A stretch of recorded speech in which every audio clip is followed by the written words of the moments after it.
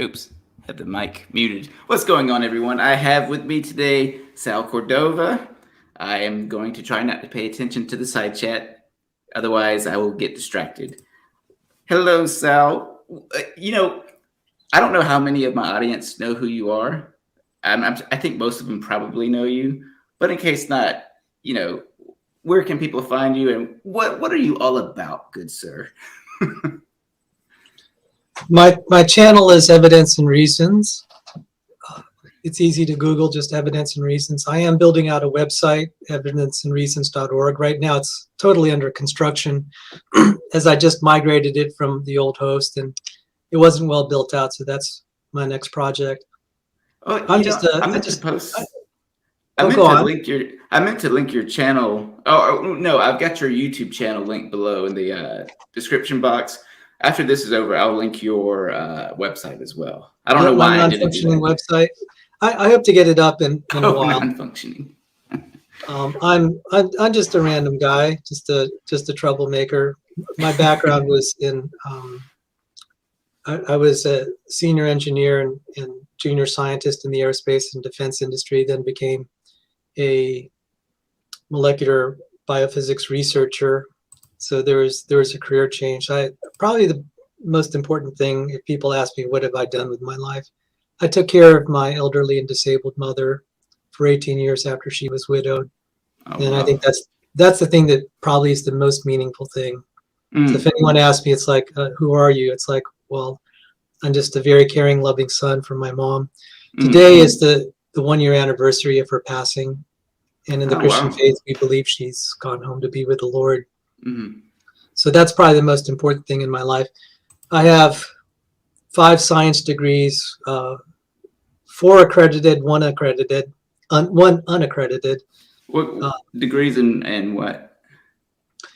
1990, bachelor's in computer science from George Mason University. In 1999, 2000, bachelor's in electrical engineering, minor in music.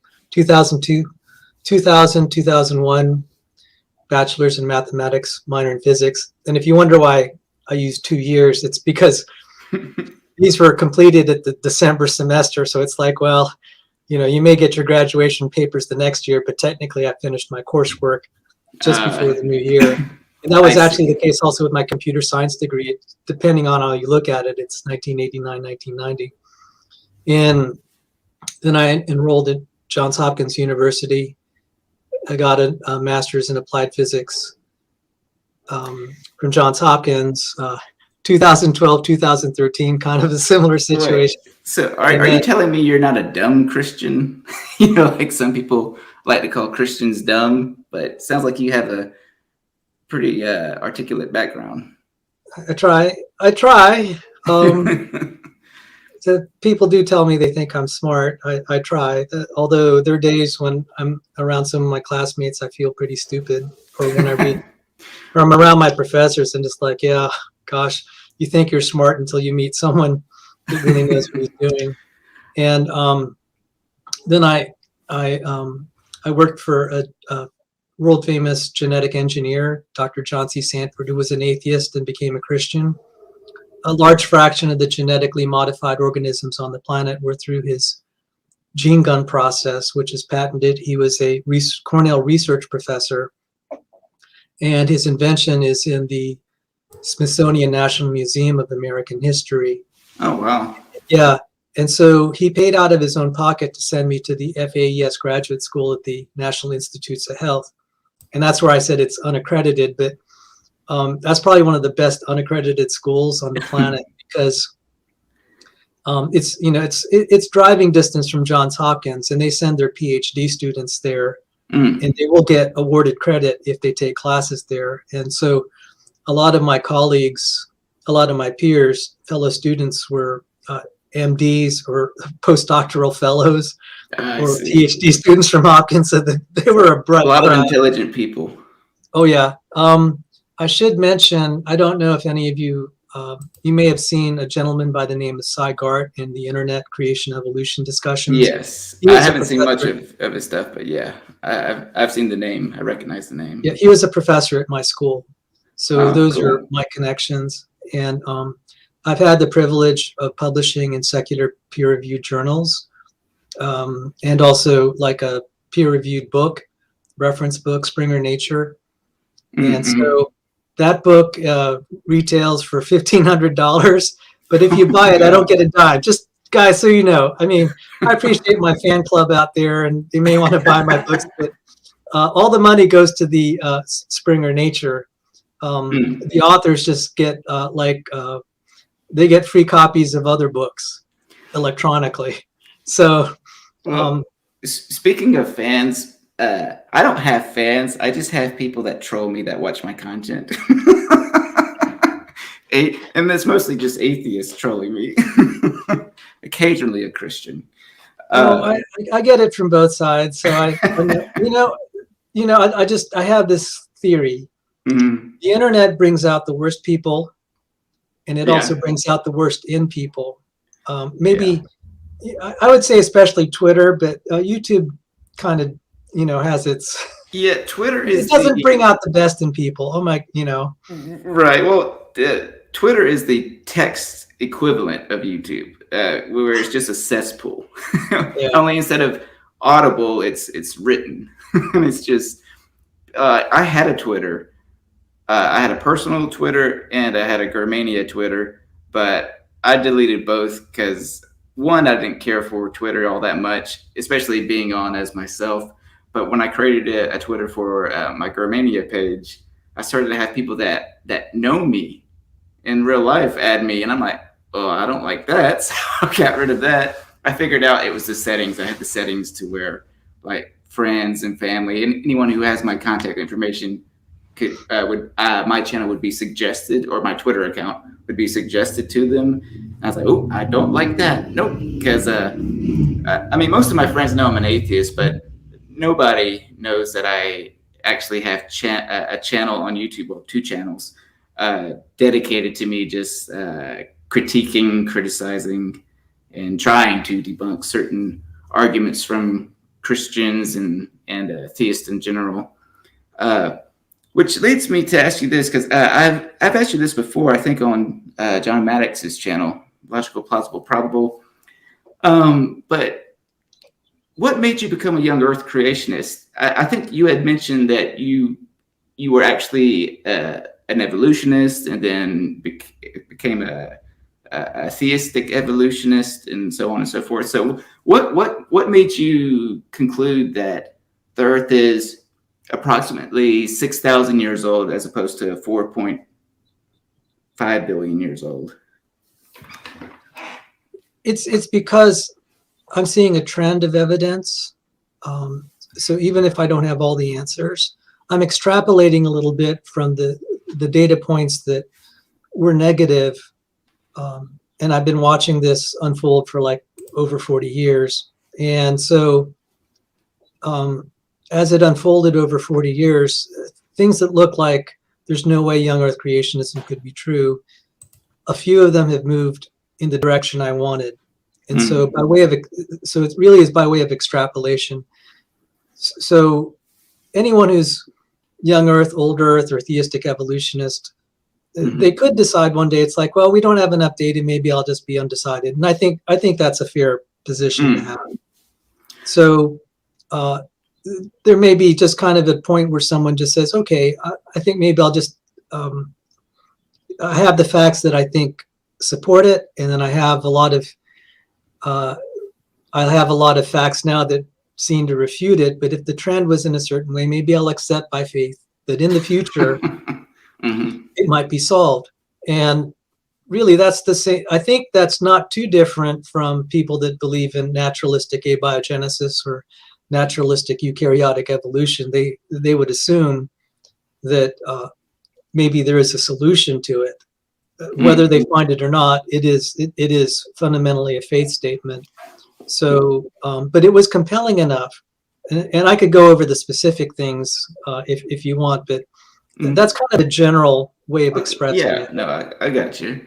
Well, when a young Earth creationist such as yourself reads and interprets the Bible, what is the distinction or the contrast of a young Earth creationist versus an old Earth creationist? Because I know a young Earth creationist accepts the book of Genesis pretty much at face value and follows the lineage of generations, and you get to a pretty accurate estimation of how old the Earth is when you go through the genealogies and whatnot.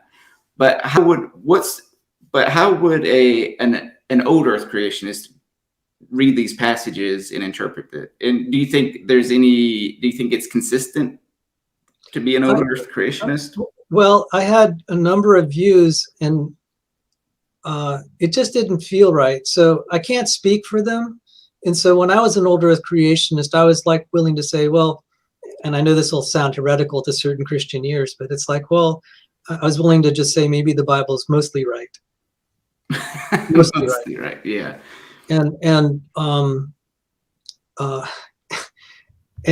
like a lot of people, it's like, well, you know, these are just big questions. What little old me can, you know, with my little sample size of knowledge, how can I speak on things that have happened in the deep past and about great things about how the universe is constructed? And so the way I reconciled it as me being an old Earth creationist was I really didn't reconcile it. I said, well, you know, I read the Bible one way, and then I read like Robert Jastro's God and the Astronomers, and he cites Einstein, and I thought, well, gosh, do I believe the way I read the Bible, or I believe Einstein? And I said, I think I'll go with Einstein. He's a pretty bright guy. Yeah. And so are all the cosmologists. So I think as an old Earth creationist, I didn't really have, I couldn't, if someone asked me, it's like, well, how do you read the book of Genesis? It's like, well, I don't. I don't know how to reconcile it with mainstream science. But I think what I said is, maybe there is a way that it's reconciled. I just haven't found it. So I think that, finally, you're the first person to have asked me that. So now I can finally articulate it. It's like I was counting on the fact that maybe there is one way that I could figure this out, or someone will figure it out. I just don't have the solution at the time. But I just to back up a little bit, I was I was raised in a Catholic home, eventually became Presbyterian. I believe I became a Christian around age 15, and I still believed in the theory of evolution because that's what I was taught in public high school. It wasn't a big deal in our family whatever you believed about origins. Being raised a Catholic, it's almost never talked about. The Catholics focused on their ceremonies and all the rituals, And Catholics came around on the evolution debate. I don't know the exact time frame, but a long time ago. So I guess that would be why they never really talk much about it, because it's just a done deal for them. Whereas in Protestantism, it seems like with Baptists, Pentecostals, and all the other denominations within Christianity, it becomes more of a bigger deal, because if a young Earth creationist accepts that the Earth is billions of years old as opposed to thousands, then you have to kind of reinterpret the Bible completely different than what they had been doing up to that point. Yeah, I see how it's kind of I can see why it's such a highly controversial topic to them. And I mean, I will say this: I do give credit to young Earth creationists for being consistent within the scriptures, because I feel like if you're an old Earth creationist, you kind of have to pick and choose which parts are metaphorical and which parts are to be taken as, literal face value truth. So, or in my case, it's like, well, I might cut parts of the Bible out, and I was, that sounds really heretical, but it's like, okay, we do the best we can to decide what's true and trustworthy. And I said, okay, so I think some of this is, some of it isn't. And I should mention, I had a vision when I was 12 or 13 years old. And also I believe that I've seen miraculous answers to prayer. And I also have friends and acquaintances or people I've met, like astronaut Charles Duke, who I believe are credible witnesses, when he said he prayed over a blind girl and she got healed, I'm like, well, he's not some televangelist trying to just draw attention to himself, because in the 1970s, he was a national hero. He doesn't have to say stuff like that, people to really respect him. I mean, he was the youngest man to walk on the moon. And now in his older age, he spends his time visiting outcasts of society in the prisons. And I said, okay, as far as I could tell, whether it was a coincidence or not, he certainly believed it was a miracle. And he's living his life out like he had witnessed a miracle. So do you believe that miracles happen today? Because I do know that some Christians view miracles as stuff that happened in the New Testament, but then God said, okay, that's enough of that for now. And then there's other Christians who say that, no, God still does miracles to this day. And I'm not talking about God helped you find your keys when you were running late to the office, but, well, some, like my family, they believe in a host of miracles and different supernatural things, even modern day prophecy, like as in, like, God told me that on this year he's going to do this thing over here, and that sort of thing. So I'm long-winded way of saying, so do you believe that miraculous miracles still happen to this day? And it sounds like you do, but I just want confirmation. Oh yes, thank you for asking. Yes, but much more rarely than the Pentecostals. So, and I'm really sorry to say this to my Pentecostal brethren out there, but I think some of what goes on in the Pentecostal and charismatic circles is pure imagination. I'm sorry to say that. Yeah, I agree. And what I mean, there are, like, for example, my mother, we were in a car accident with a drunk driver in 1981, Labor Day, and they said she'd never walk again. I invited the Presbyterian minister to pray for her. That day she began to have movement in her leg, and she eventually was able to walk again. Now, was that a coincidence? It's possible, but well, and there was like a personal prayer that was answered. Okay, I was a virtual nobody, and I still am, in 2004. And I started this intelligent design group with one other student at George Mason. I said, I'd like national attention. And I don't know why that prayer came out. It wasn't a few months later, a reporter from the prestigious scientific journal Nature contacted me and said, we want to talk to you. I ended up on the cover of the #1 science journal on the planet, cover story, April 28th, 27th, that's awesome. 2005. And I got to talk about why I didn't believe in evolutionary theory, and I gave my Christian testimony. And I said, yeah, that does seem like an answer to prayer. Right. Is that enough? Well, I met someone, again, another ordinary Joe, and he said he was healed of cancer. And I said, the way he lives his life tells me, he's not a televangelist or some preacher trying to make money. In fact, I wanted to have him on my YouTube channel, and he said no. But the way he's treated me, and I see the way that he deals with others, he's living his life as if God had touched him. And that's the thing that is persuasive. I mean, it might not be persuasive enough to other people. And it does raise tough questions as to why God works a miracle for some and not for others. Right. I totally get that. Yeah. But a lot of people on my channel, and many of the Christians that are very dedicated that I know, especially if they had backgrounds that were not Christian, they said, yeah, something had happened to them, and they never lived their life the same way again. And so for that reason, I take it rather seriously. And then also at the personal level, now that I've studied kind of biology and the problem of abiogenesis,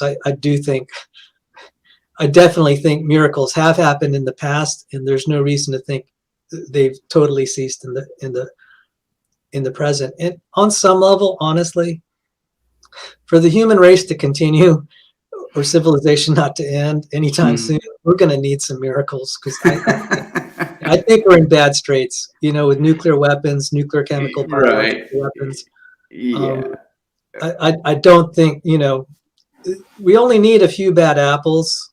Mm-hmm. All it takes is one bad apple with a nuke and chain reaction. Well, let me ask you this as far as young Earth creationism goes. So are you of the view that before Adam and Eve ate of the tree, the forbidden tree of the knowledge of good and evil, are you of the opinion that death for humans and animals, and maybe even plants, I don't know, did not exist at that point? It was only after they disobeyed? I actually have no opinion on that. Isn't that, because I thought that'd be fundamental. Well, you know, we have the apoptosis pathway, where there has to be cellular renewal, and the apoptosis pathway kills cells.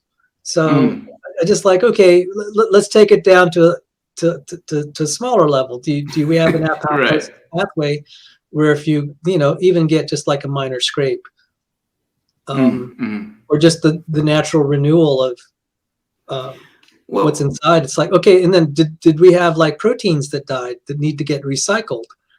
So maybe on these micro scales, it was probably still a thing. But what about as far as like human life? In your opinion, did humans die prior to Adam and Eve disobeying? Not in my opinion. Not in my opinion. And that's based on Luke chapter 3, the genealogy of Christ. It says, it said Adam, son of God. So it starts with Jesus Christ, goes all the way back to Adam. Is that the verse that says, "In Adam all die, in Christ all come to life," or something of that nature? Or am I thinking of another verse? That's another passage, yeah. Okay. So had Adam and Eve not disobeyed God, I guess, and at least until somebody did, human life would just be an ongoing thing. Like there would never be death. Or as far as like there would be no old age death?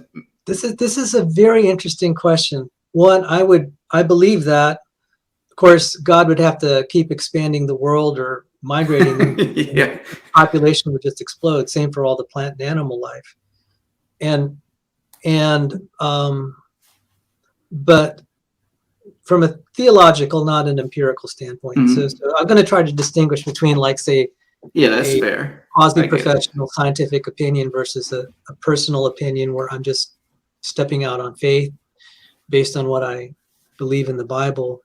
I think they would have lived forever, and it was going to be an eternal honeymoon because, okay, maybe this is the right channel to share this. Yeah, absolutely. So you have Adam there, and he's named all the creatures. He knows they're all kind of paired up, and he doesn't have someone. So God gives him Eve. And so he goes in a trance, he wakes up, he's in paradise, and there's this beautiful girl not wearing anything right in front of him. You're right. The first command God gives as God intended. The first command that God gives him is be fruitful and multiply. That's the very first command. Okay, so to me, this is intended to be a honeymoon that lasted forever. And the reason that's significant, at least for me, as far as theologically, it seems the human soul longs for paradise. And when you see these young ladies getting married, they're all just starry-eyed. And, you know, kind of the sad thing is, you know, half of the marriages, you know, maybe at least 40% of the first marriages in the USA are going to end up in divorce. And then who knows, you know, so at least 40% are unhappy, and maybe a larger fraction that remain married are unhappy too. And, but yet there's this longing that the honeymoon lasts forever. So there's a saying, I guess, at least in the American culture, I don't know if it's in any other culture, the honeymoon's over, you know. And was it over after they disobeyed? Is that when the honeymoon ended? Yeah, definitely the honeymoon was over. And so I guess kind of in an aesthetic sense, somewhat philosophical, somewhat theological, had nothing to do with science, and this is something C.S. Lewis kind of harped on is that longing wasn't an accident. And that does point to, something has gone wrong in the world.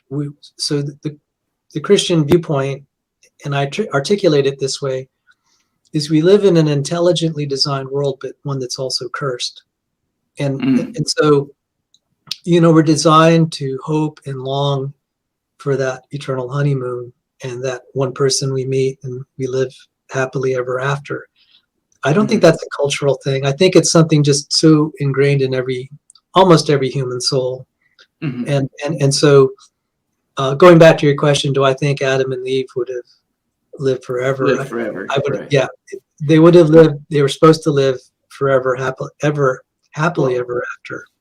Well, let me ask you this: if they didn't disobey and they did live forever, even up to this point in time, 6,000 years later, was heaven a place, like a destination for them at some point, or was it just going to be the earth? Or maybe I should ask you this first: do you believe that heaven is the place for those that are saved, that once they die, they'll leave this planet, but they'll go to the supernatural realm of heaven? And if that's the case, would Adam and Eve had made it to heaven? Or would there even be a difference between the original earth, how it was originally designed, versus heaven anyway? And I'm sorry if you hear my dogs barking in the background. They keep barking like crazy. No, I don't hear it. I actually have no opinion on that. I think the scriptures are silent, and I don't think God told Adam or Eve what was going to happen. So God's concealed a lot of answers to questions like yours, and I don't think that's an answer anyone can give except God himself, because it's certainly not in the scriptures. Well, and I'm sorry to say this, I certainly wouldn't believe any of the Pentecostals who said, I got a word from God. I'm sorry. No, that's something you and I can both agree on there. All right, and you could tell my theological. So in Christendom, there's a wide spectrum of yes, it is theological camps. So, and I know anytime I make a video, I do know, depending on what point I'm bringing to the table, I know it's not a good point for all Christians. It just depends on.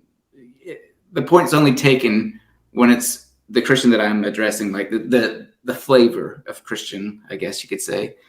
Well, as far as heaven goes, so when God created the planet and the cosmos, he created it perfect, like it was a perfect creation created by a perfect creator. And then since they disobeyed God, I guess everything went chaotic. Like, how would that go? There's not a lot said about the rest of the cosmos, and probably because they didn't know much about. There are some things in young Earth creationism. It's like, well, were there moon craters? And I'm just like, I never thought of that. Were there moon craters before the fall? Some people believe that moon craters came afterward, and I'm like, well, yeah, and that's an outstanding question among some of people like Danny Faulkner and Michael Lord, or young Earth creationist researchers. And so there's some, I appreciate you asking me these questions, and these are things I just never, for my day-to-day stuff that I had done for creationism, it was really focused on, really more intelligent design type stuff. It's only in the last few months I've actually come back to young Earth creationist questions like radiometric dating and distant starlight, which are kind of the big. Yeah, I know those are some big critiques of young Earth creationism. But for me personally, when it comes to, is the Earth 6,000 years old or is it a couple billion years old? To me, it's irrelevant to my atheism, because if we woke up tomorrow and evolution was proven beyond a shadow of a doubt to be incorrect, I would probably lend an ear to Christianity a little bit more than I currently do. But at the end of the day, it's kind of irrelevant to me, because if evolution was discovered to be false, it still wouldn't make me think, well, okay, so Christianity is true. I might think something else is true, or maybe something else is more likely. But when it comes to Christianity, for me, it's always the theological issues that I find they're in. Yeah, and for me, it's like, some people are just like, it could be theological or philosophical. Mm-hmm. And then there are other things that are interesting that I think Christians don't. Some Christians trying to defend the faith and not doing a very good job of it don't acknowledge. It's like, well, why don't we? Christians don't believe in Zeus. Mm-hmm. They don't believe in Aphrodite or any of these other. And it's like, why? Well, it's because, you don't see any evidence. You don't experience them in your life. And I'm like, okay, do you see then why atheists might be atheistic with respect to the Christian God? Unless God is kind of doing something in your life, it's like, well, he may seem just as silent as all the other gods that people Right. worship throughout time. Right. So there is that. I would say for me, that's probably the most important dimension. And that's the thing that I've struggled with the most. It's like, that's a pretty big deal. It's like, well, I don't believe in Zeus or Aphrodite because they don't show up. But having had a vision and then also having prayed and then met people that prayed in the name of Jesus, it's like, okay, this is at least a little better, a little stronger data point than nothing. What about Muslims who claim that they saw Muhammad, or Hindus who claim they've seen? I mean, these are fringe minorities, don't get me wrong, but what about those who say they saw their own deity? That is a very good question. So I'm not discounting that they saw a deity or an angel or had witnessed a miracle. So we can either say that there are all these other gods, or one God is true and the others are liars. So let us just assume, for the sake of argument, we have all these supernatural phenomena. So from a logical standpoint, if each of those gods are disagreeing about who's right, from a logical standpoint, they can't all be right. It's possible they're all wrong. Okay, that's one option. Right, yeah. Or the next option is one is right, all the rest are wrong. And so just the way I reconcile go on. I feel like, I don't think any of them are actually a thing that exists. But to be fair, I think if one existed, then maybe all of them could exist. Because, like, for example, just if we take the Christian God, if he creates everything that exists, then maybe he could have created the other gods. But in all honesty, it doesn't really matter, because you don't believe that, I don't believe it. So I guess there's no point to talk too much about it. But to be fair, I think that they could all maybe exist. You raised a really good question.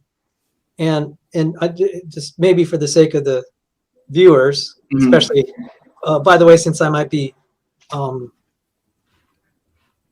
rebroadcasting this on my channel, thanks to you giving me. Absolutely. In one reason Christianity, as far as we could tell, at least from the Christian side, that it overtook the Roman Empire, was that there were a lot of exorcisms in the name of Jesus. And they were noticing that when they tried to exorcise someone who had a demon in the name of the other gods, it didn't work. And I take that the probability. I mean, just culturally, you just see this religion. So that's my answer. No, and I would distinguish. Well, I appreciate you being honest in your answers, even if you know that you might get some weird looks. No offense, but just somebody going, okay, that guy said some crazy stuff. But that's one thing I actually appreciate about Bread of Life, Rebecca, is she knows anytime she professes to be a young earth creationist that she gets a lot of heat. And she's done it on my channel a couple times. And each time, as soon as the first time I had her on my channel, as soon as I asked her about, okay, so are you a young earth creationist or old earth or something else? She said young earth. As soon as she said that, the side chat had probably 10 extra comments than it would have had. Is she here, by the way?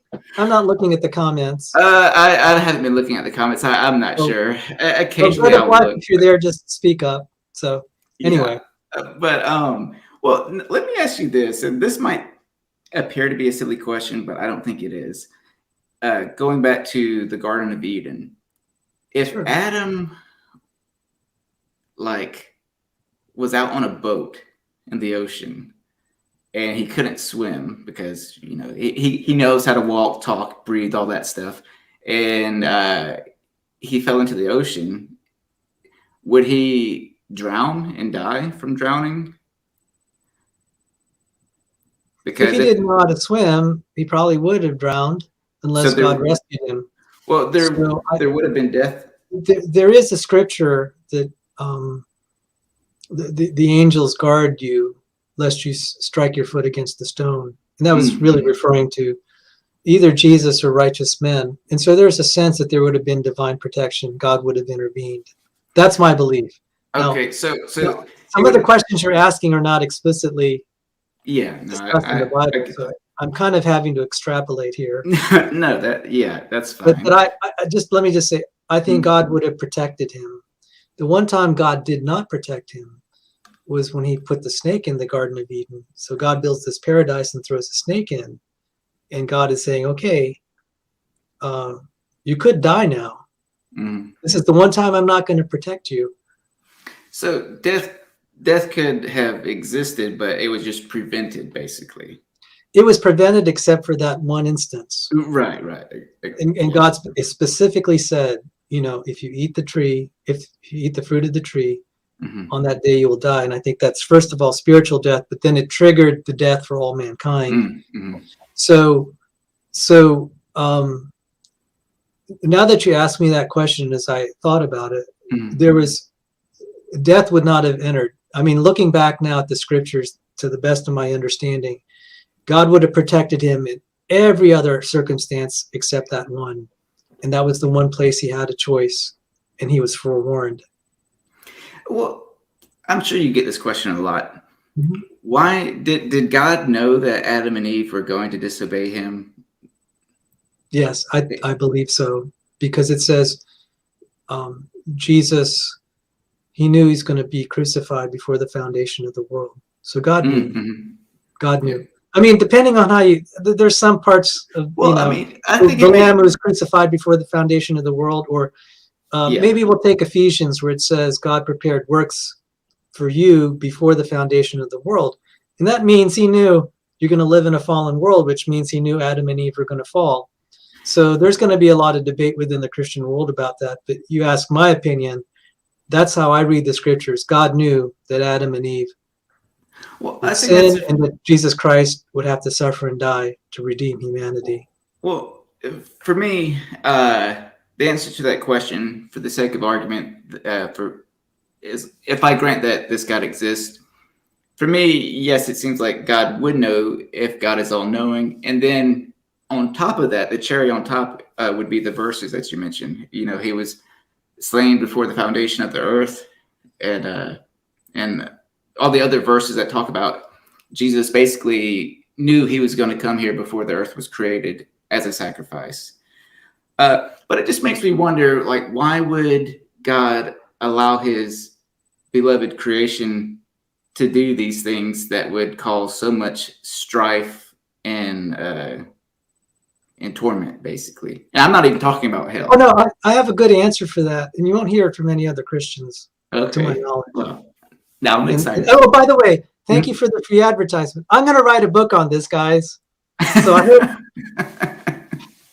you should. I will definitely read it. Well, thank you. So thank you for the free advertisement. And I say that halfway humorously, so that I could at least make money for all the intellectual agony that I expended trying to resolve this problem. But then also, actually on definitely a level, totally serious, because this is important. Most reasons Christians leave the faith is because of the question you answered in various forms. It's like, why did God allow evil? Right. And agreed. Very simple answer is actually aesthetic. I once read aloud to some friends the story of Snow White. So the story of Snow White, there's an evil queen, stepmother, who tries to kill her, succeeds in killing her, but then she's resurrected. And then she marries the prince, and the evil queen is destroyed, and then the prince and Snow White live happily ever after. Mm-hmm. That's the short version. Mm-hmm. When I had read the story, I actually read the long version where it goes into all the details. It's a beautiful story. Mm-hmm. And granted, it's a fairy tale, Right. but Yeah. it's a lot of artists recognize that this is a beautiful story. If you wanted to write a story, you want to have a villain, you want to have problems where things go wrong, and you want to have a resurrection. And I'm like, isn't that amazing? Where someone kind of either literally comes back from the dead or was almost just as good as dead, and then they, where the odds are so against them that you might have just have written them off. But we follow that plot. It seems to echo in a lot of, there was this book called Master Plots where they took all the great literature and they were able to summarize the basic plot lines. And I'm just like, yeah, every great story has a villain. And then you have every great story has a hero that defeats the villain. And there's a situation where the hero is almost wiped out, but then eventually prevails. And I said, this is it. This is it. That God is the hero in the story. Satan is the villain. And the resurrection is like Snow White, because in Christian theology based on verses in the Bible, the bride of Christ is the church. So romantic relationships between men and women, the woman is a picture of Christ's church, and the man is the picture of Christ himself. Mm-hmm. Just by way of analogy. And I'm just like, this is actually, if we look at the story of Snow White and just cut it off in the middle, it's like, well, that's kind of how we feel about our reality now. It just kind of sucks. You have wars and famines and pestilence. Mm-hmm. And then you have like Snow White in the coffin just kind of decaying away. And it's like, this is really pointless. But Christian theology said the way to make sense of all that, what happened in the Garden of Eden, is where the story is going, that there's going to be a happy ending. And resurrection makes the resurrection of both the bride and Christ make the story make sense of all the bad. Without that, without the resurrection, without eternal life, then the story is just like, well, it looks just like a stupid thing to do, honestly. So if there was a the goal, story would be dumb if Adam and Eve did not disobey, or it wouldn't be as good. Which is interesting, it's almost more compelling that they had a setback and then overcame it, where a hero comes in and helps them overcome their setback, especially when they screw up by themselves. And so that is really well illustrated by the thief on the cross. He's hanging there beside Jesus. And okay, all right. For me, the worst things in my life have been self-inflicted wounds, so to speak, where I made mistakes and just like, I wish I had a backspace key. And that's the burden. Right. We can be really angry at other people for the stuff. Right. Like speed. Yeah, but it really hurts. Just kidding. It really hurts when you knew you screwed yourself over, because it's like, what are you going to do? At least if it were someone else, you could take your vengeance on him, right? Right. But yeah. What are you going to do if it's yourself and you have yourself to blame? You're going to take vengeance on yourself, because that's just not going to help you. All right. So you have the thief on the cross beside Jesus, and he knows he's lived a regrettable life, and he doesn't have many hours to live, and it's going to be painful. And he turns to Jesus and says, Lord, remember me when you come into your kingdom. And that's a picture. I think to me, that's one of the most beautiful passages in the Bible that resonates with a lot of people, where they feel they've done a lot of things that they regret and they wish they could have it over. And Jesus is there to redeem it. And I think that's a very beautiful story. So even in our secular culture or whatever culture, the idea of rags to riches is still very precious. And Yeah. that's pictured there. So when you're asking, why would God do this? It's like, well, it actually gives him an opportunity to do some pretty beautiful and incredible things that otherwise wouldn't happen. And so, like I have often said, all right, now you're an artist and you're trying to write a novel. Try to write a novel that doesn't have villains and heroes. If you don't have villains, you might not have heroes. You might have a villain in sense of it, like say a natural disaster or something, but it has to have some challenge that is perilous. But If you wouldn't just have, that? yeah, it's going to be a pretty like there's something just like unbeautiful about it. It's kind of like the Brave New World, where all the problems are erased. And that's just kind of a strange thing. And where I really saw this was in the fact of sports. You have a Super Bowl in the National Football League, and you have 32 teams. Only one team's going to be happy in the end. And it's like, why design a game where you have most of the people unhappy? But I'm just like, yeah, that's kind of interesting. We almost seek out opportunities where there's a strong potential of loss, because it's that quality that gives the win its value. And well, I yeah, go on. Well, thank you for letting me go on. Yeah, no, yeah, absolutely. But at the end of days, after the resurrection of the dead and everybody goes to heaven, the sinners go to the lake of fire, whatever the case may be, then it's all rainbows and butterflies at that point. So everything that you're saying now, what you're saying makes an intriguing story now won't be the case when all those in Christ go to heaven. It'll just be this boring story where everyone's fine, wouldn't it? Well, that's one way to look at it. Or we could, but honestly, okay, if you're the thief on the cross, boring would be good. Yeah. Okay. All right. At this point, and the thing is, when you're the thief on the cross and you know that you're the one that put yourself there, that's especially hard. Well, what if he was falsely accused and put on there? Which I guess that would make it even worse because it was of no fault of his own at that point, hypothetically. Yeah, I really don't know which hurts more, honestly. And I put it this way, I'm not eager to find out. Okay. Fair. Fair enough. But just say on a practical level, why has the Christian message resonated, especially with the downtrodden? It's because it is the offer that you can basically have a backspace for all the things you've messed up, and then all the pain that's inflicted on you. That is summarized in the verse 2 Corinthians 4:17. This momentary light affliction is building for us an eternal weight of glory far beyond all comparison.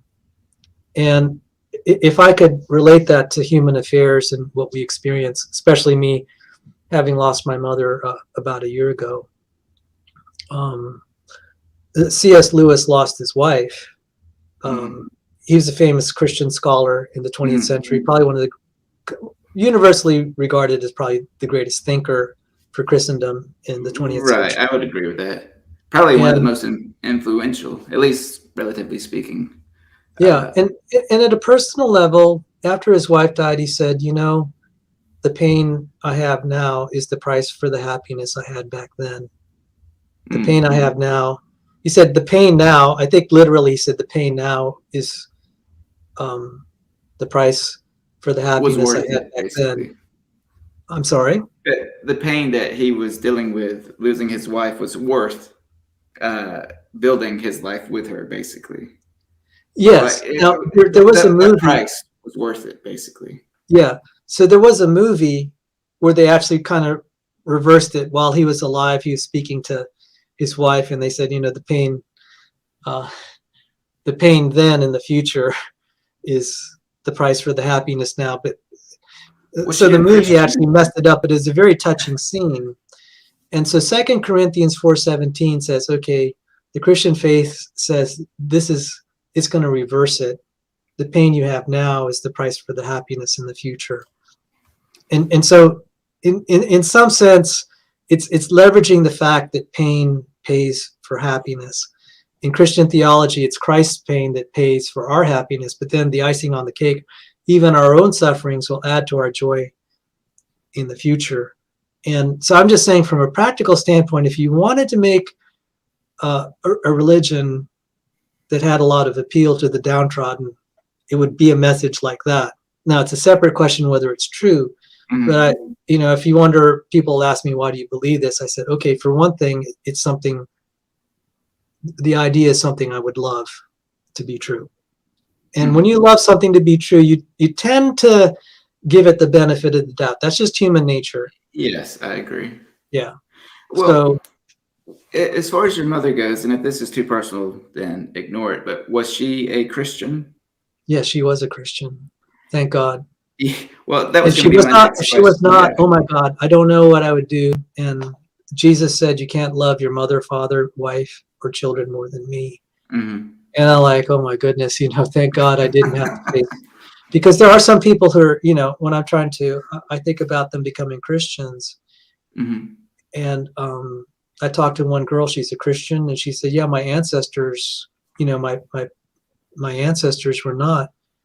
And for me to accept that there's heaven and hell and the rest of the Christian theology, it means that my ancestors are in hell. And I'm like, yeah, that's a heavy burden to bear. Mm-hmm. And I think a lot of people would then say, well, I don't think I could be a Christian because that's just the thought of it's too hard to bear. I'd rather just hope Christianity's not true. And I get that from an emotional level. Okay. And so, yeah, thank you for asking. No, it wasn't too personal. That's one reason I'm a little freer to talk about it. And I will say the way she died, a month before she died, I'll try not to cry. Goodness. A month before she died, she had this, she was lying in the hospital bed that was set up in her house. Mm-hmm. And she just had this peaceful look on her face. And then one day, about a month to 6 weeks before she passed away, she was like looking up in the ceiling as if she were seeing someone. And it was the look of someone that is finally seeing long lost relatives or relatives she hasn't seen in a long time or loved ones she hasn't. The smile on her face was more peaceful and beautiful than I ever saw. And I just I broke down and I said, God, I think she's going. Just give me a little longer with her. Yeah. And yeah, I mean, that's the most personal thing I could say. I was just saying, God, just, not now. I'm not ready to say goodbye to my mother. But I saw the sign because I said, why is it she was sickly and she looked downtrodden, and suddenly she just started for like, weeks before she died, she just had this beautiful, peaceful look on her face, like she's going to meet. She was ready to go home, basically. Yeah, like she was about to get married. Mm-hmm. I've seen that look on a bride's face, that dreamy, peaceful look. And it was more than that, but yeah. Oh, yeah. No, I get it. And so when you asked, was she a Christian? I said, yeah. That's got to be not a only relief. by her profession, but the way she went. Yeah. Well, I'll use somebody else as an example. That way it doesn't have to be, I don't want it to be, sure. I don't want it to be too emotionally charged, but someone who loses a loved one, a Christian who loses a loved one, like a parent, a sibling, or a significant other, like a wife or a husband. If they're a Christian, but the person that their loved one that dies is not, isn't that just like how can you be happy? How can a Christian be happy knowing that at least one of their loved ones is in hell? I don't think they can be completely. And I'll give the scriptures. Paul said, I wished I were accursed instead of my brethren, because he knew what was going to happen to them. Oh, okay, I see. And so I think that's in Romans chapter 9. If I'm getting the numbering wrong, it's in there somewhere. I wish I were accursed rather than my brethren, because the thought is too horrible to think. And so he said, I say this, and the Spirit is witness to me that this is how I feel. And so there is a sense that you're inconsolable. You're inconsolable. I mean, that's right there in the Bible. And I know of people prominent Christians like one Norm Geisler. He had 5 children. One of them, as far as we know, was not a Christian, and she committed suicide. Oh. And so he was, C.S. Lewis is That's heavy. Was greatly regarded as the greatest intellect for the 20th century. Mm-hmm. Norm Geisler was regarded as the greatest apologist. So, I mean, all right, how you define it, I don't think I really care. I it could see be the contrast. semantics, but he was well regarded. But I heard his son saying, they asked him kind of the same question when I was at a conference last year. They said, or he may have even just volunteered an answer because he knew everyone would be asking. And he said, I'm just trusting that God will wipe away every tear, because right here on earth, it hurts. And I can't imagine being I think of the things you listed of like losing a parent, a wife, a sibling. I think losing a child is probably, I think, of the people I would guess losing a child is the most painful thing, especially a grown child. So Norm Geisler lost his daughter to suicide. And then you're just like, you can imagine all the feelings you have. It's like, could I have done anything different? Because she's my daughter. Was I insensitive? That's a lot to bear. And so to your point, I think there's some things that you're going to feel inconsolable in this life. And I can't, I just thank God I don't have to deal with that. Right. Well, because I know there are plenty of Christians who do have to deal with that, with a loved one, be it a child, a sibling, or a parent, or some other relative or a friend who has to deal with, okay, I'm a Christian, but this person was not. I know for a fact this person was not. I know you could always say, well, I can't judge, but if you look at their lives and you realize they never professed, they're probably not in heaven, assuming that Christianity is true. So when a Christian goes to heaven and mom's not there, or their loved one, whoever the loved one was, is not there, how can they be happy, especially if hell is a place that's really, really bad? Well, I'm really glad you asked that, because there's a chapter in another book I'm writing. So Grr Mania, thank you for all the free advertising. That's what I'm here for. I'll tell you what, I'm trying to get a little bit of a passive income stream. I'm in the application process to get going to a PhD program, and that would be my 6th science degree. So I got offered for tuition remission. So I just need a little bit of pocket money to get me through, because I don't want to sell my house, and I love my house. But okay, so the chapter I wrote is chapter 2, and it's this in the book Cures for Doubting Thomas. And I talked about what we all value. And I cited Bertrand Russell, his prologue, where he said, the one thing I'd give up my whole life for a few hours of is love. Even a few hours would have more joy than all the rest of my life. And he won the Nobel Prize in Literature, accomplished mathematician. He'd give it all away for the few hours of love. And so that is very precious then, that one would want love forever. And the way we would envision it is you meet Miss, if you're a guy, you meet Miss Right, and if you're a girl, you meet Mr. Right. And so Jesus, I'll try to get this done in 5 minutes. So Jesus has a parable, and there's the account of Ruth. So she meets, she's married to Mahlon. Mahlon dies, and then she meets her second husband, Boaz.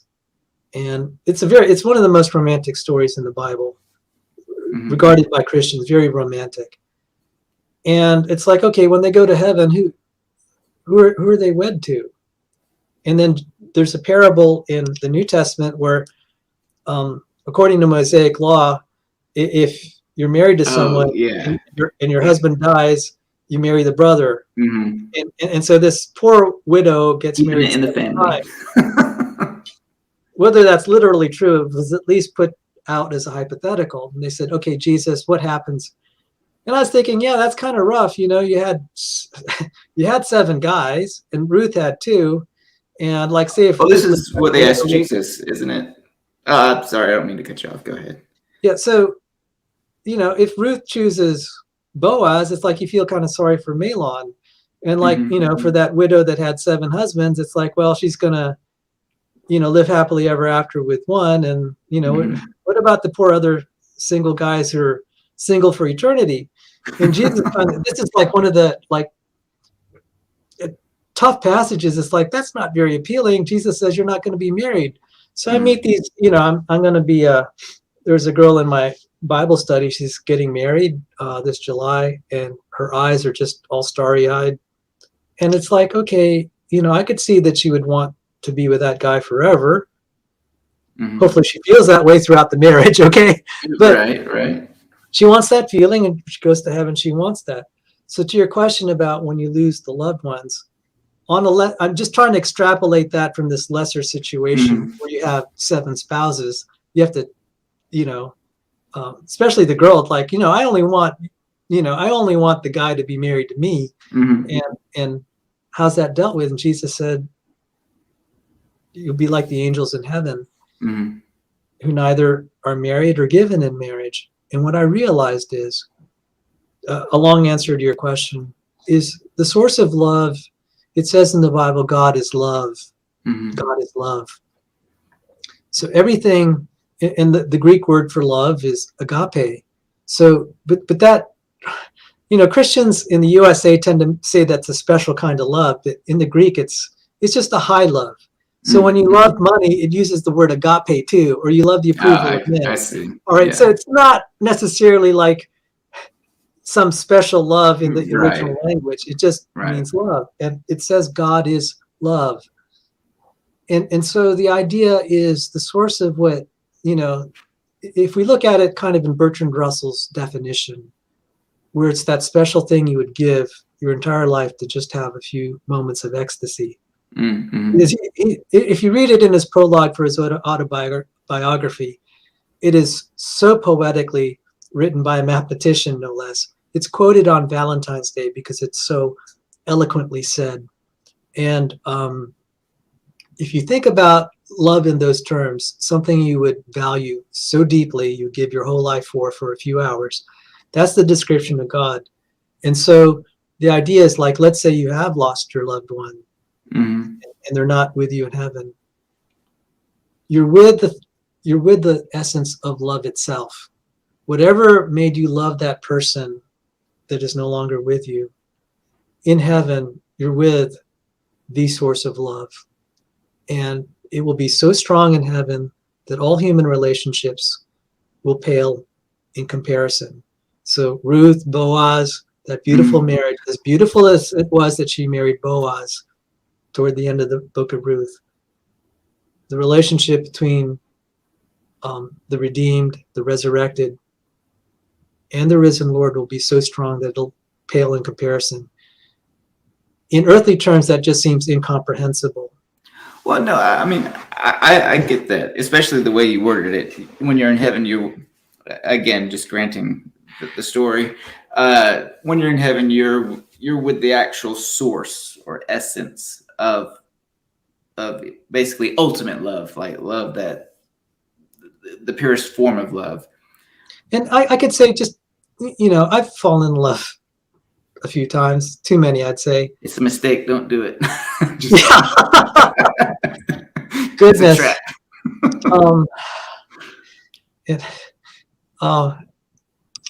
Give me a few months, I might have some announcements. We'll see. But I had broken my arm in a hang gliding accident, and my arm was mechanically, not neurologically, but it was so badly broken I couldn't even lift, which makes mechanical sense, but it was just it was broken lengthwise. And some of the orthopedists said, "Oh wow, I never saw one of those." I'm just like, okay, I'm sorry to be your entertainment here, but and they didn't even put a cast. They said, well, we could operate and put pins. The cast really won't work because your bones are severed. And he said, with kind of like luck, just let it hang. It's going to heal crooked. but at least you don't have the risk of infection. Mm-hmm. And so I could move my fingers, but I couldn't move my arm. And I was a pianist. Before I became an engineer, I'd studied piano full time. And I was like, Lord, will I ever be able to play piano again? And so after a few weeks, I started to get movement in my arm again. And I started to be able to just kind of move a little bit. And I began to have hope. I went through some physical therapy, and then I saw the doctor, and he said, "You know what, Sal, you haven't seemed to need any pain medicine." I had a videotape of my hang gliding accident, and he saw me get up and walk. He said, "That made me sick. You should have passed out." And I said, I didn't feel any pain. And he was examining me. He said, "Does that hurt or whatever?" And I said, I don't know. I don't feel pain. And I'm very, very sensitive to pain, but I didn't. And I think that was the miracle. That I didn't feel pain. And then I was able to play the piano. And as I saw, I think the doctor for the last time, and he kind of really, Mm-hmm. said, "You're going to be okay." I reflected on it, and I felt like something divine was touching me, and it was a very pure love. And I just, it's like kind of the scientist James Tour. He had that moment. He said, "I didn't want God to leave." It was so pure in that moment. And I could see that if I ever felt that again, and if I felt that times a million in heaven, I could see that the love I have in all human relationships would just pale in comparison. But if you get to heaven, and let's just say you've been married 3 times, and one of for Solomon, who had 700 wives and 300 concubines, okay. Yeah, sorry, I just had to throw that out there. That's a lot. That was a lot. That's a lot, man. I just settled for 3. Okay. But like, if you get to heaven and one of them isn't there, let's just say you have 70 wives. Okay, you get to heaven and one of them isn't there. Basically, you'd be so overcome with God's love that the thought of them suffering for eternity wouldn't faze you. Is that kind of like where you were getting at? I think so. I know that sounds really callous. I know that sounds really callous. Yeah. But, for people that have been in love, especially people who've been in love in time of war, where they have lost loved ones, mm-hmm. and they meet the right one, it's like, yeah, that person means everything.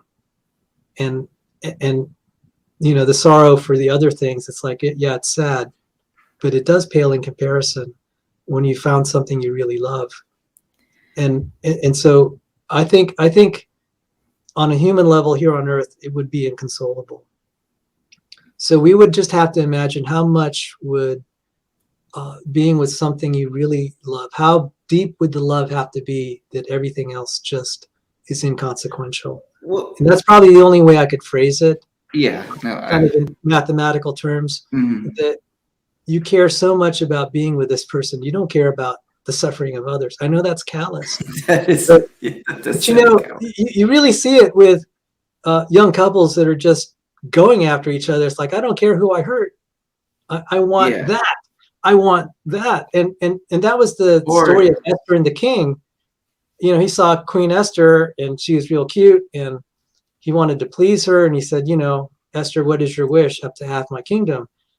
And she said, "Oh yeah, you got to kill all these guys." And then he comes back to her. He said, "Yeah, I killed all these hundreds and thousands. What do you want me to do more?" And she says, "Kill some more." He said, "It'll be done." And it's like, okay, when you love something so much, you're going to kill and ruin and hurt. Yeah, I'm not saying that that's the most noble love, but it illustrates the magnitude of how you feel about something, that everything else is inconsequential.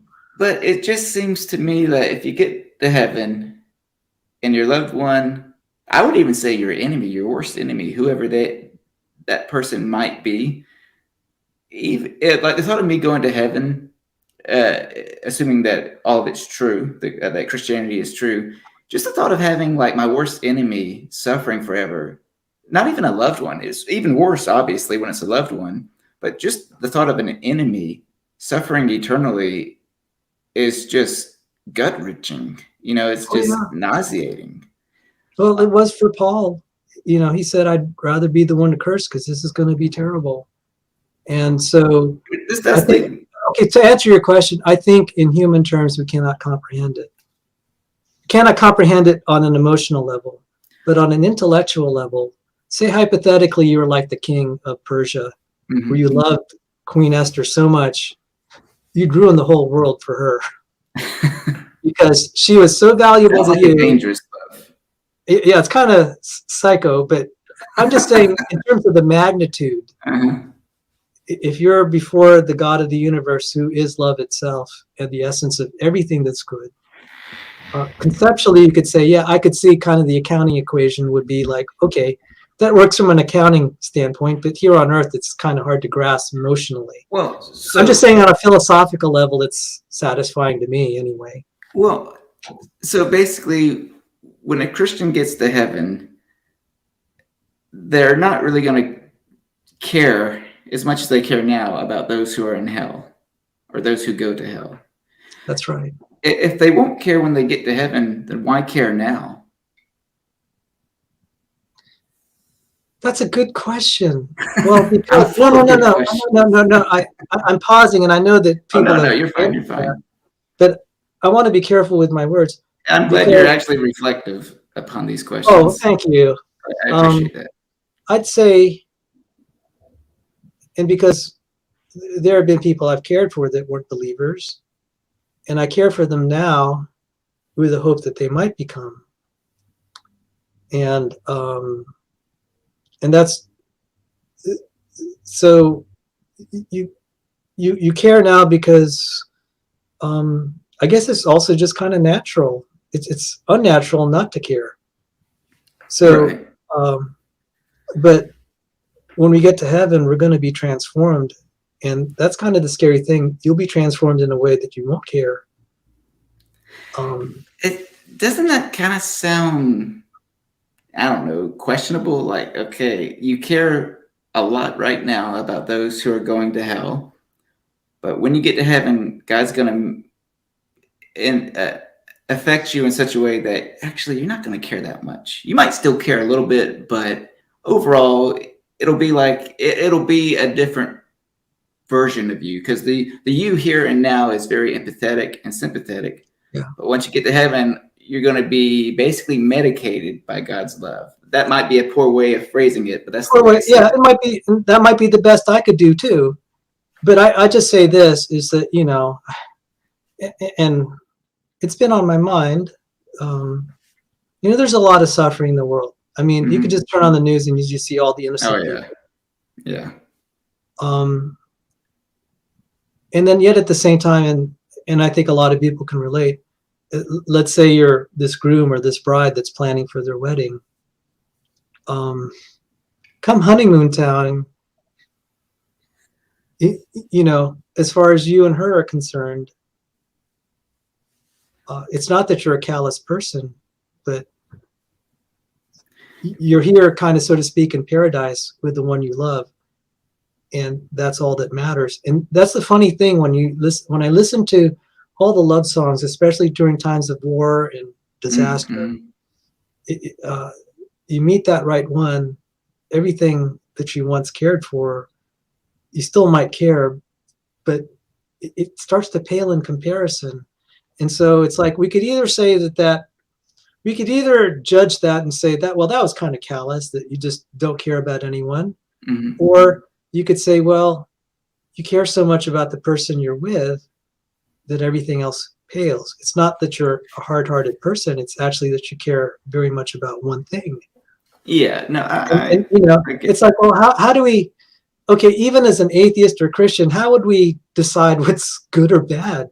Which attitude is good or bad? And I'm just like, well, okay, in the absence of anything, it's just like whatever you think. But the Bible teaches you shall love the Lord your God with all your heart, all your soul, all your mind, and all your strength, and your neighbor as yourself. So while you have neighbors here on earth, you're commanded to love them.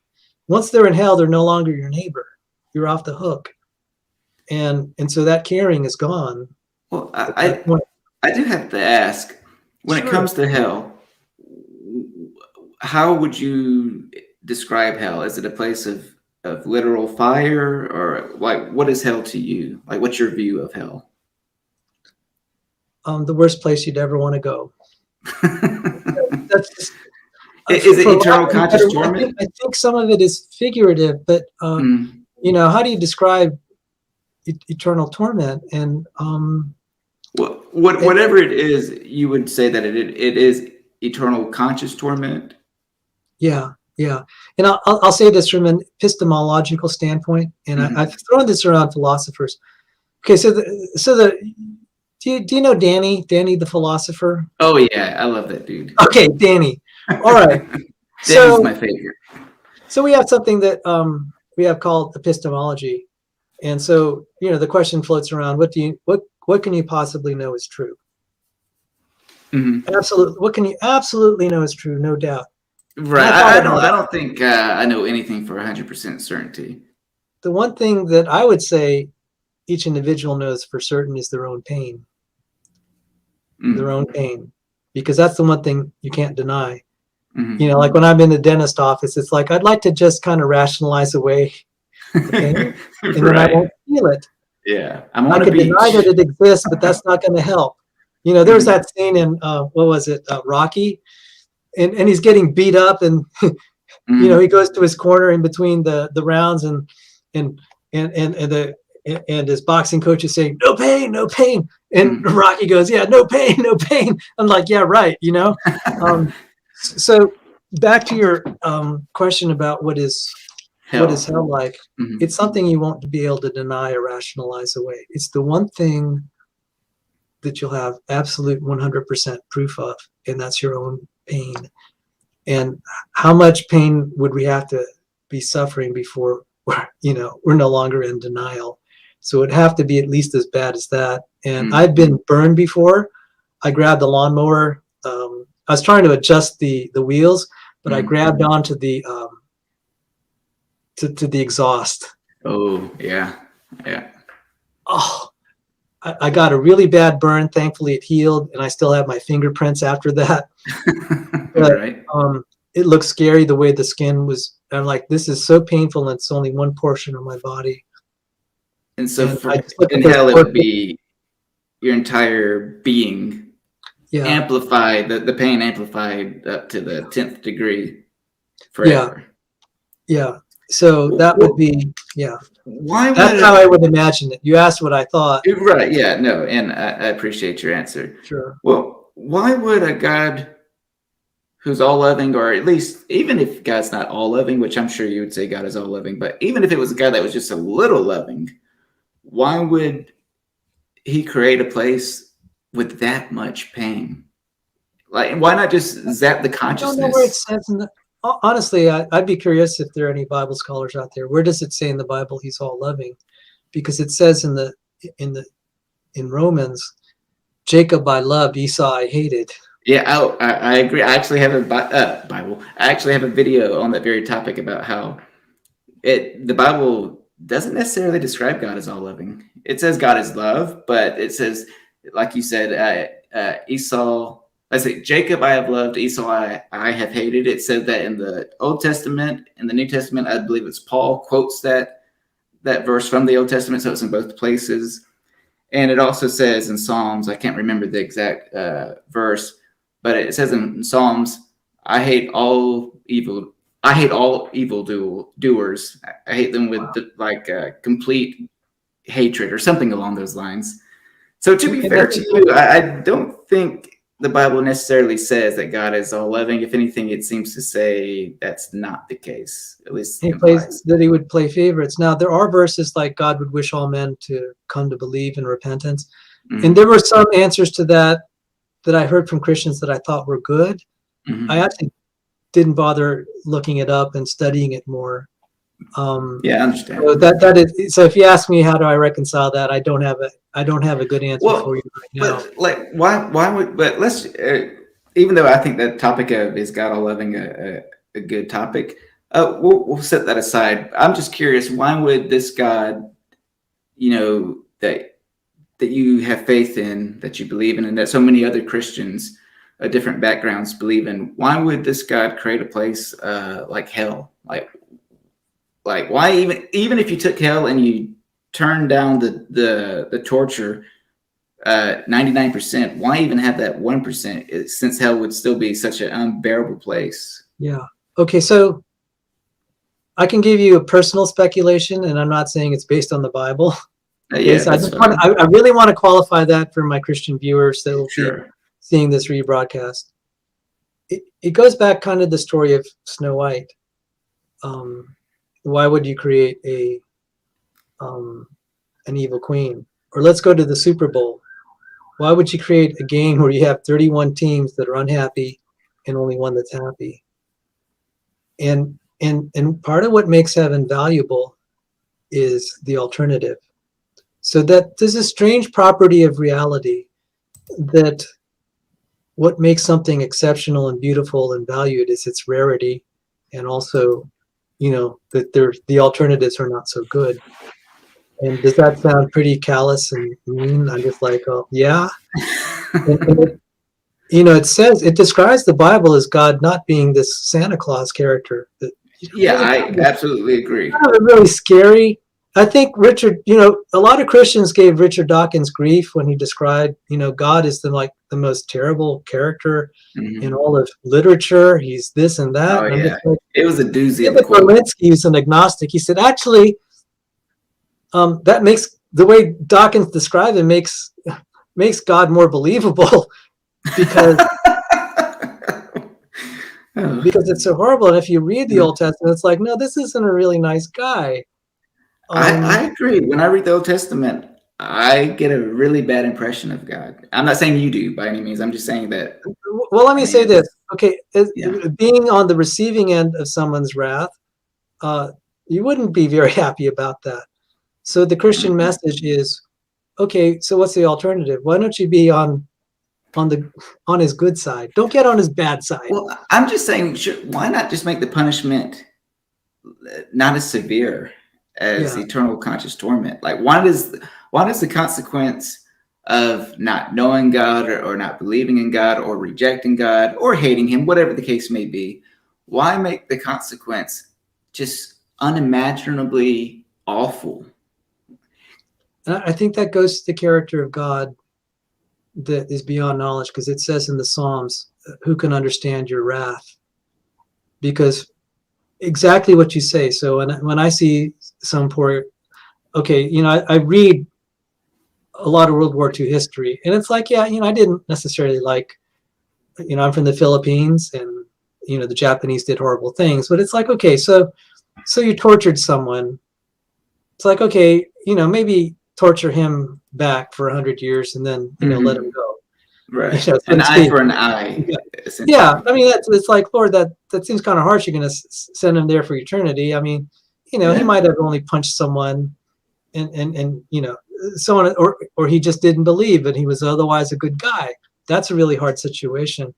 And so I think that I think Christians will fail if they try to say, oh, he definitely deserved it. Just like, not according to human economy. In human economy, that would be outrageous.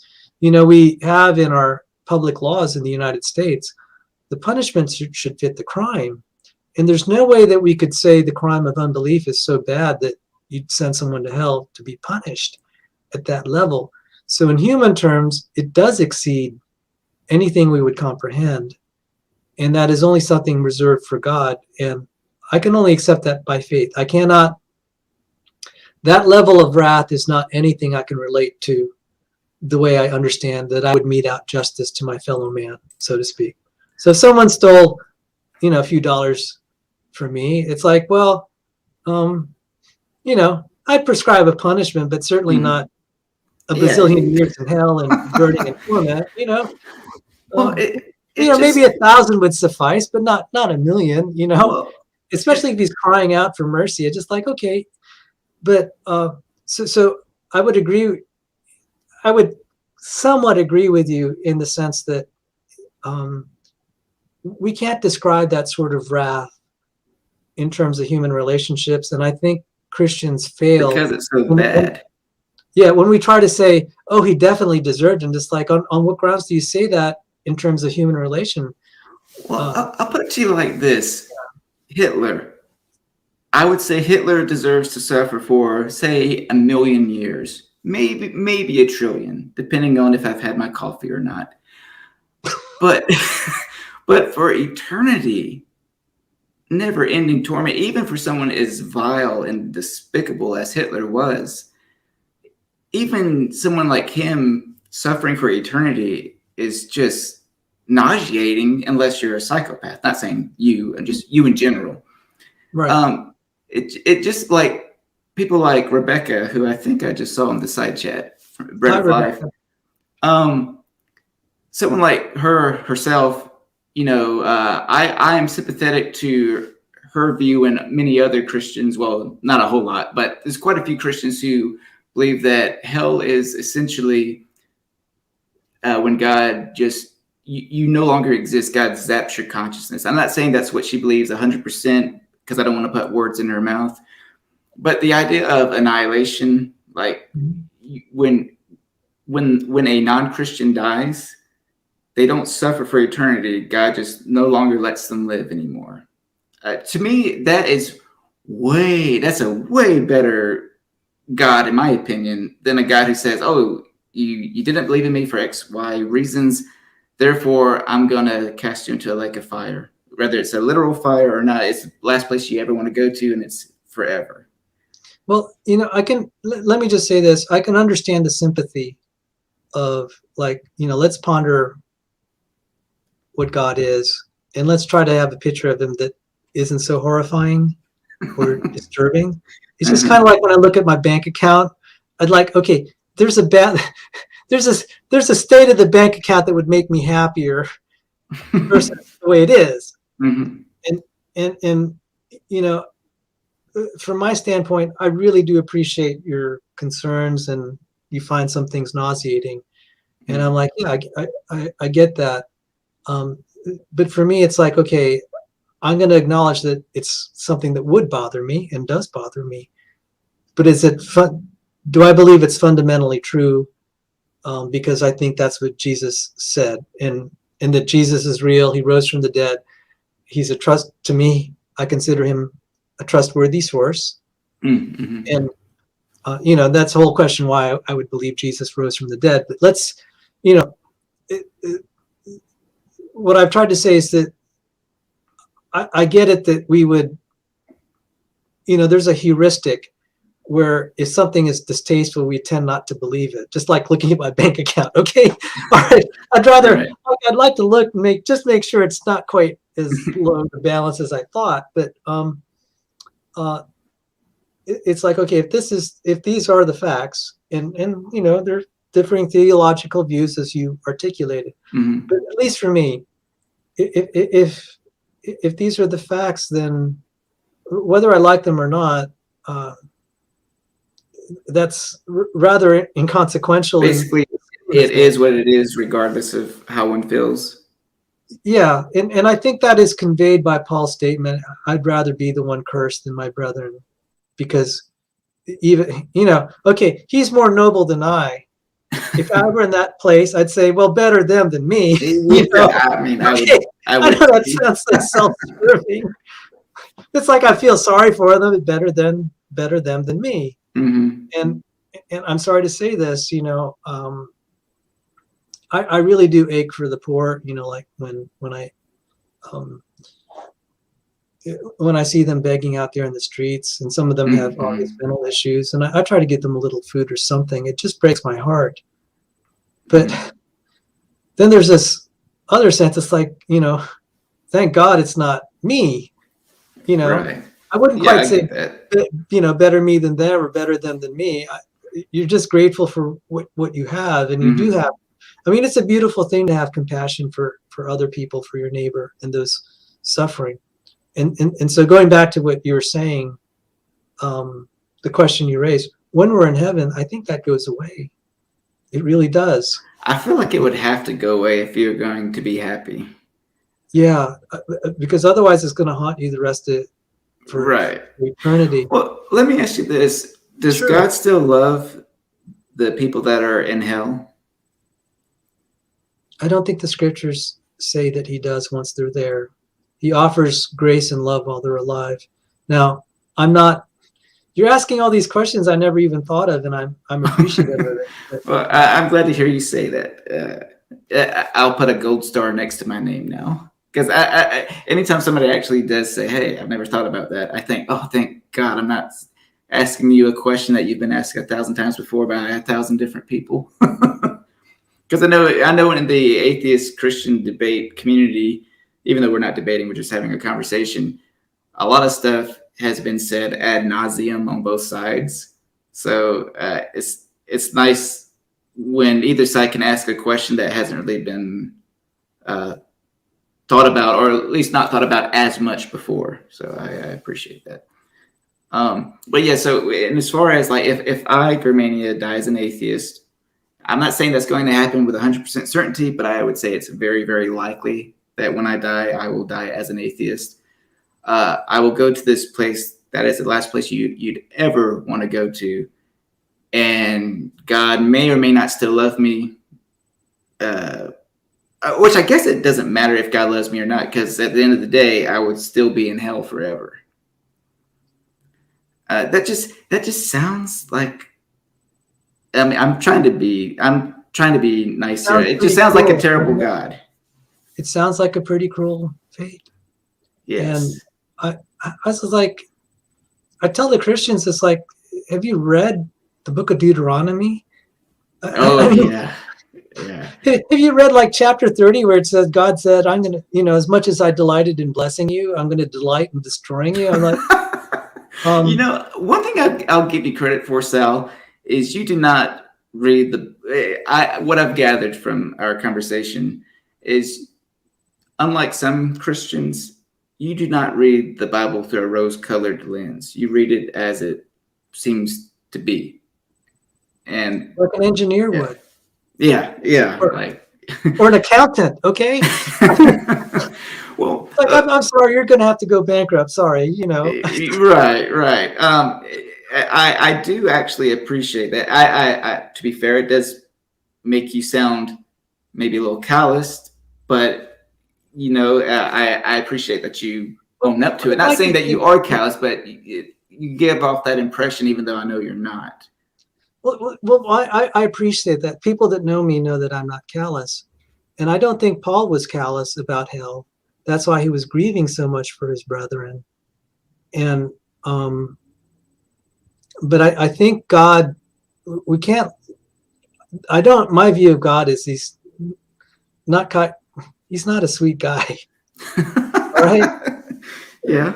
I do think that all these trashy romance novels have some elements of kind of the divine drama written in them, where you have this, this beautiful girl, she falls in love with a bad boy. And why is she so enamored? And it's like, well, okay, so he's going to be a tyrant to everyone else except her. And she feels valued because of that. And I think, as far as the way that I look at the Christian God, he's pretty fearful. He's like that. He's like that, like the guy inside those romance. He's not a gentle giant. He's the bad boy that the girls fall in love with. All right.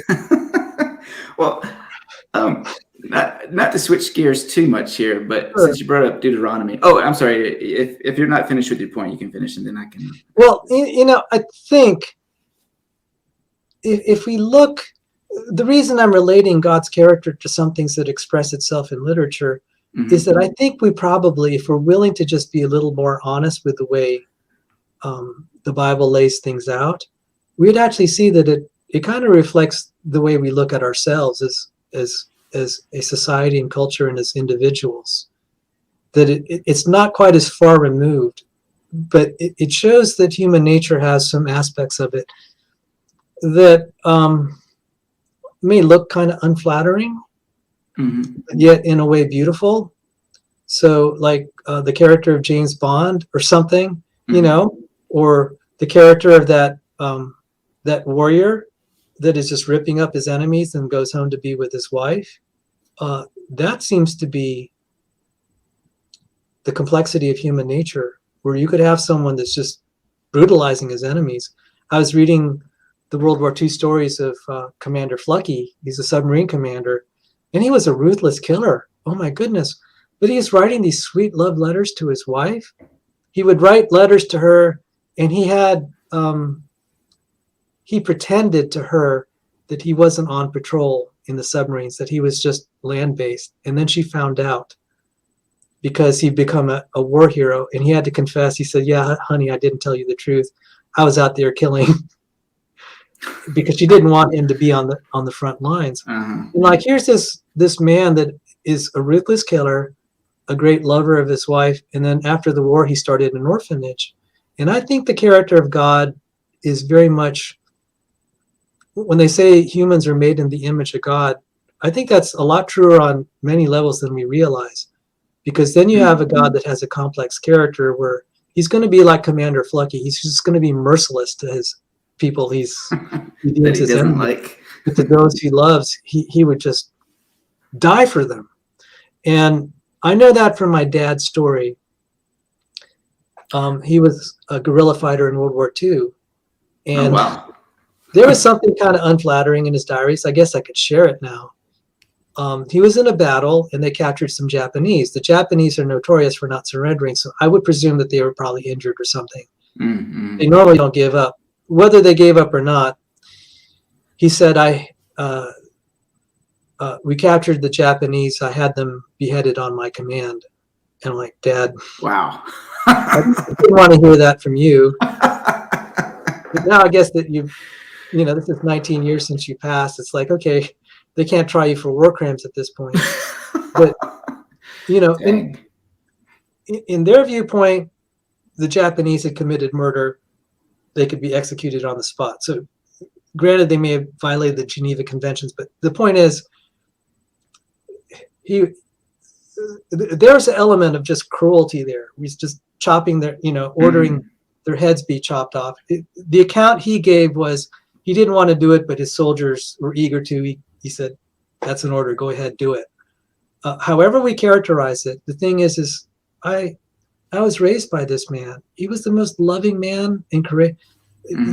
If you saw a clerk at the store, sometimes when I see a clerk at the 7-Eleven, I just almost want to hug him, because, that kind of meek character, you'd think he'd never harm a fly. But that would be my dad's demeanor. But you knew that in the war he killed.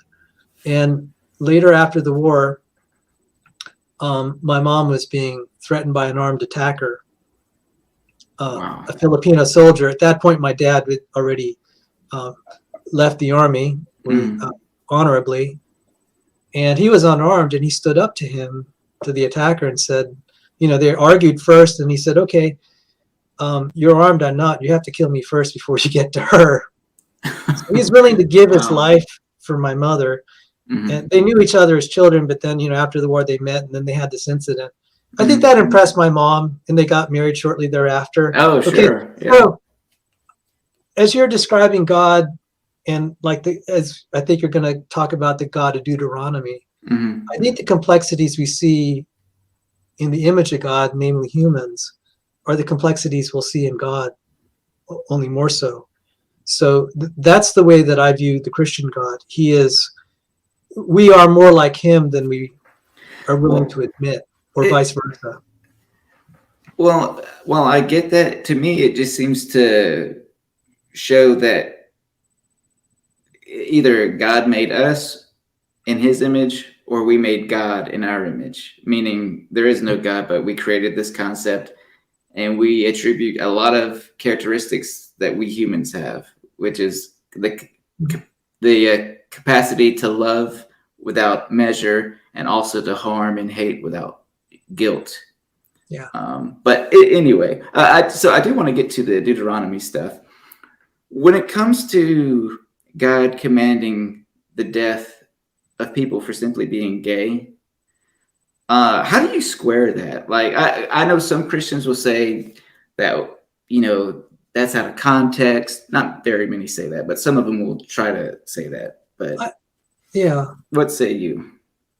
I think why would God I command would to say set practicing homosexuals, just like practicing adulterers. Okay, Mm, so it's very clear that God will punish heterosexuals too mhm, if uh, they engage in heterosexual relationships outside of certain boundaries. mhm, Now, for homosexuals, the boundaries are like never. At least for heterosexuals, it's like, okay, if you're married, that's okay. mhm, So I think someone can be definitely tempted and not sin. mhm, And then also maybe they're tempted and they sin in their heart. So you have, and then mhm. they're tempted and they actually do the deed. So what I would say is that I think, first off, I do believe some individuals are born with a strong biological tendency. If not, it could have been acquired. And I don't mean like by training. There are all sorts of chemical influences and who knows Well, what in the womb. whatever the case may be, just It could why? cause a developmental defect and they're just wired wrong.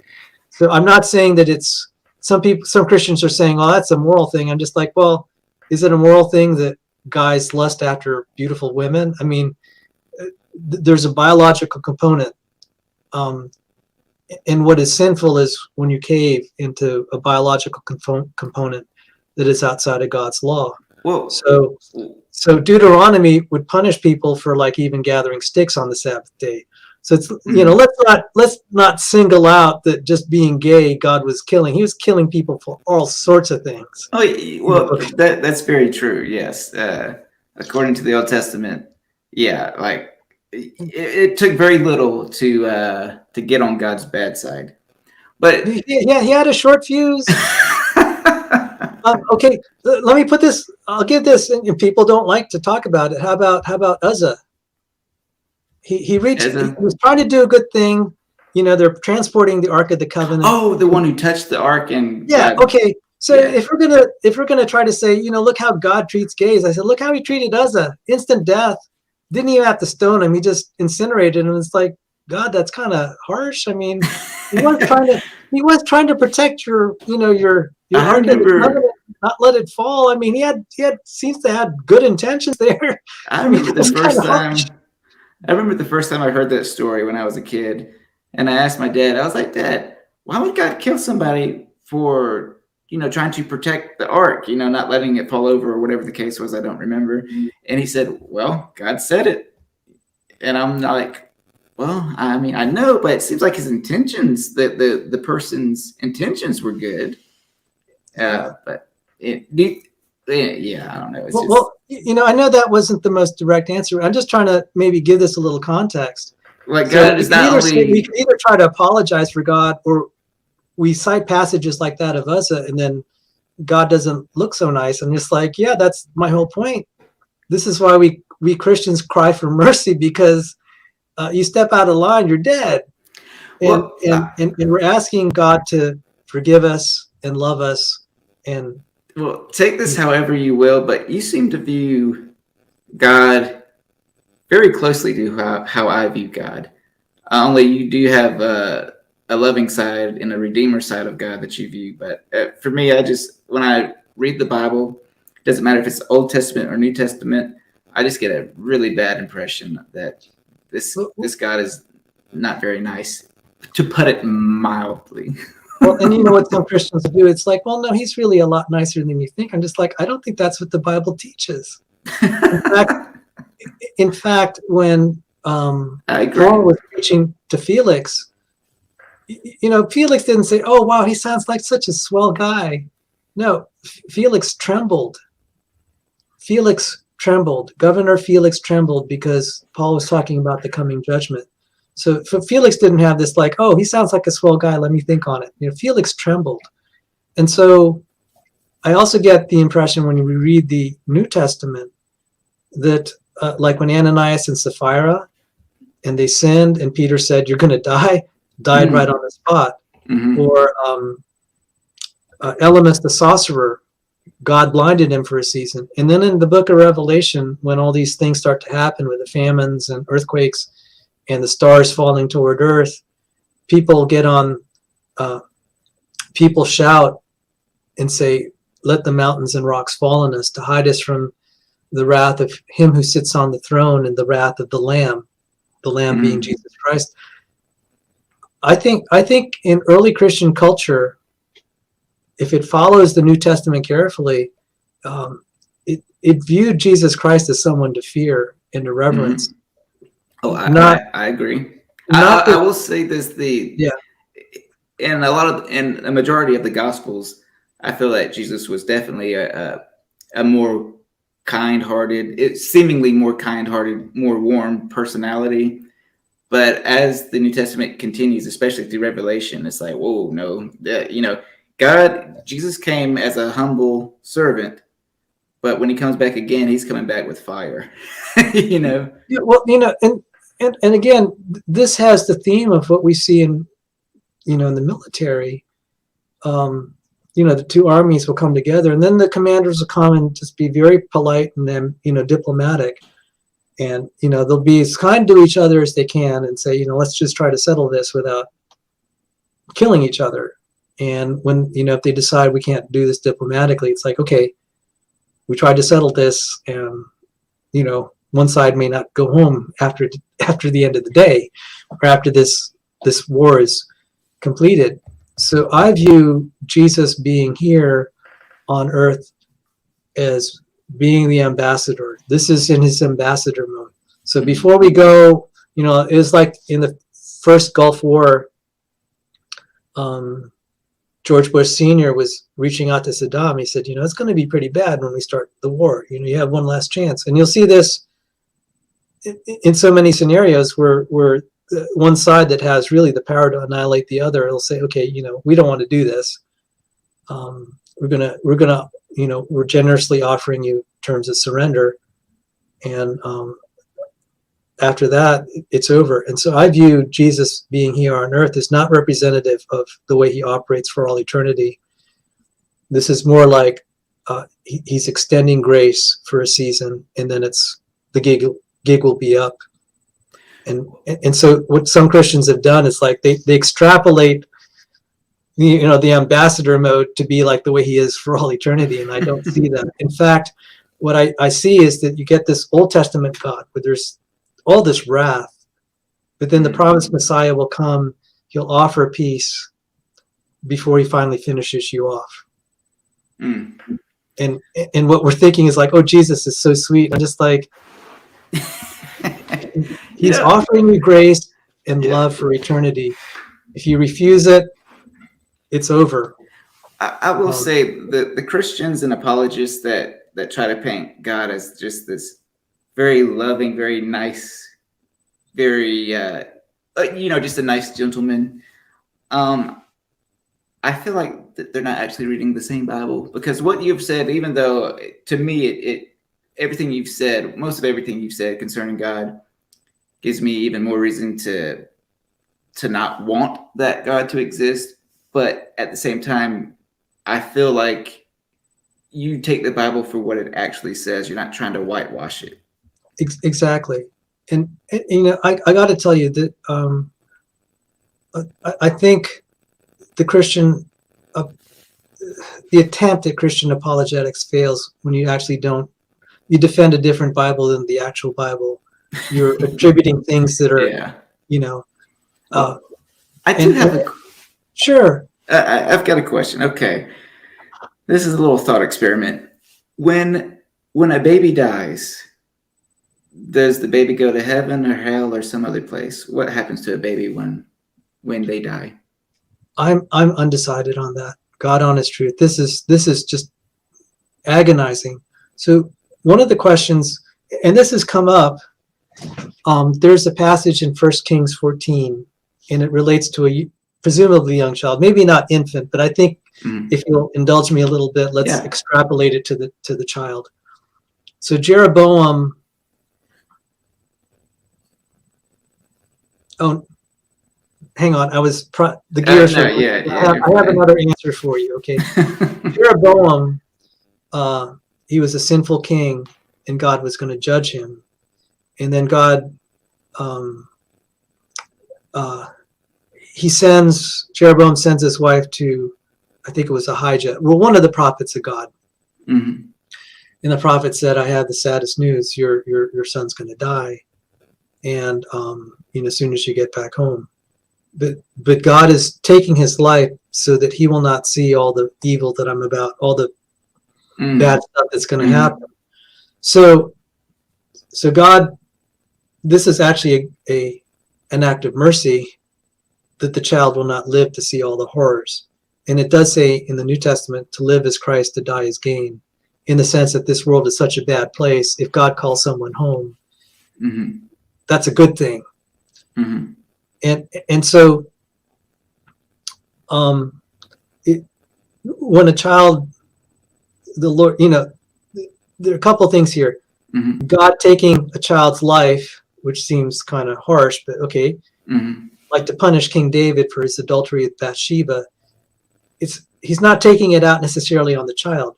So just like in 1 Kings 14, Jeroboam's son dying was punishment to the parents, but God said, I found something that something pleasing in the boy, and that's why I'm taking his life. And so God fulfills two things. He's punishing the parents for their evil, but he's showing mercy to the child by bringing him home to be with the Lord before all the bad things happen. When the armies of, I guess, the Syrians or whatever are going to be just all the killing that's going to go on and people just lying on the streets. So now the second thought I had, in the Bible we have like John the Baptist and Jeremiah. In John the Baptist, when Elizabeth met Mary, the baby leaped in Elizabeth's womb. Somehow John the Baptist knew that was the Christ in Mary's womb. There was a divine spirit in the baby. And for Jeremiah, God had anointed him to be a prophet even before he was born. So I would say, it would suggest in some cases the baby would know the Lord. Mysteriously how? I would say they go to heaven. For the others, I don't know what to say. I dread to think, okay, if you know where I'm going with that. Oh, right. Well, I mean, if this God is real, Christianity true, and if God does send babies or some babies and children to hell, that's you can see why I wouldn't want to believe in that God. Oh, you know what C.S. Lewis said? If Christianity were a false religion, it wouldn't have all those characteristics of being so distasteful. I'm paraphrasing it, but C.S. Lewis was exactly pointing out, if you wanted to have a man-made religion, you'd eliminate all the things in it that are all the distasteful things that you've just said. So if you wanted to have a religion of a God that you could love, you just write it down. Well, but would you believe it?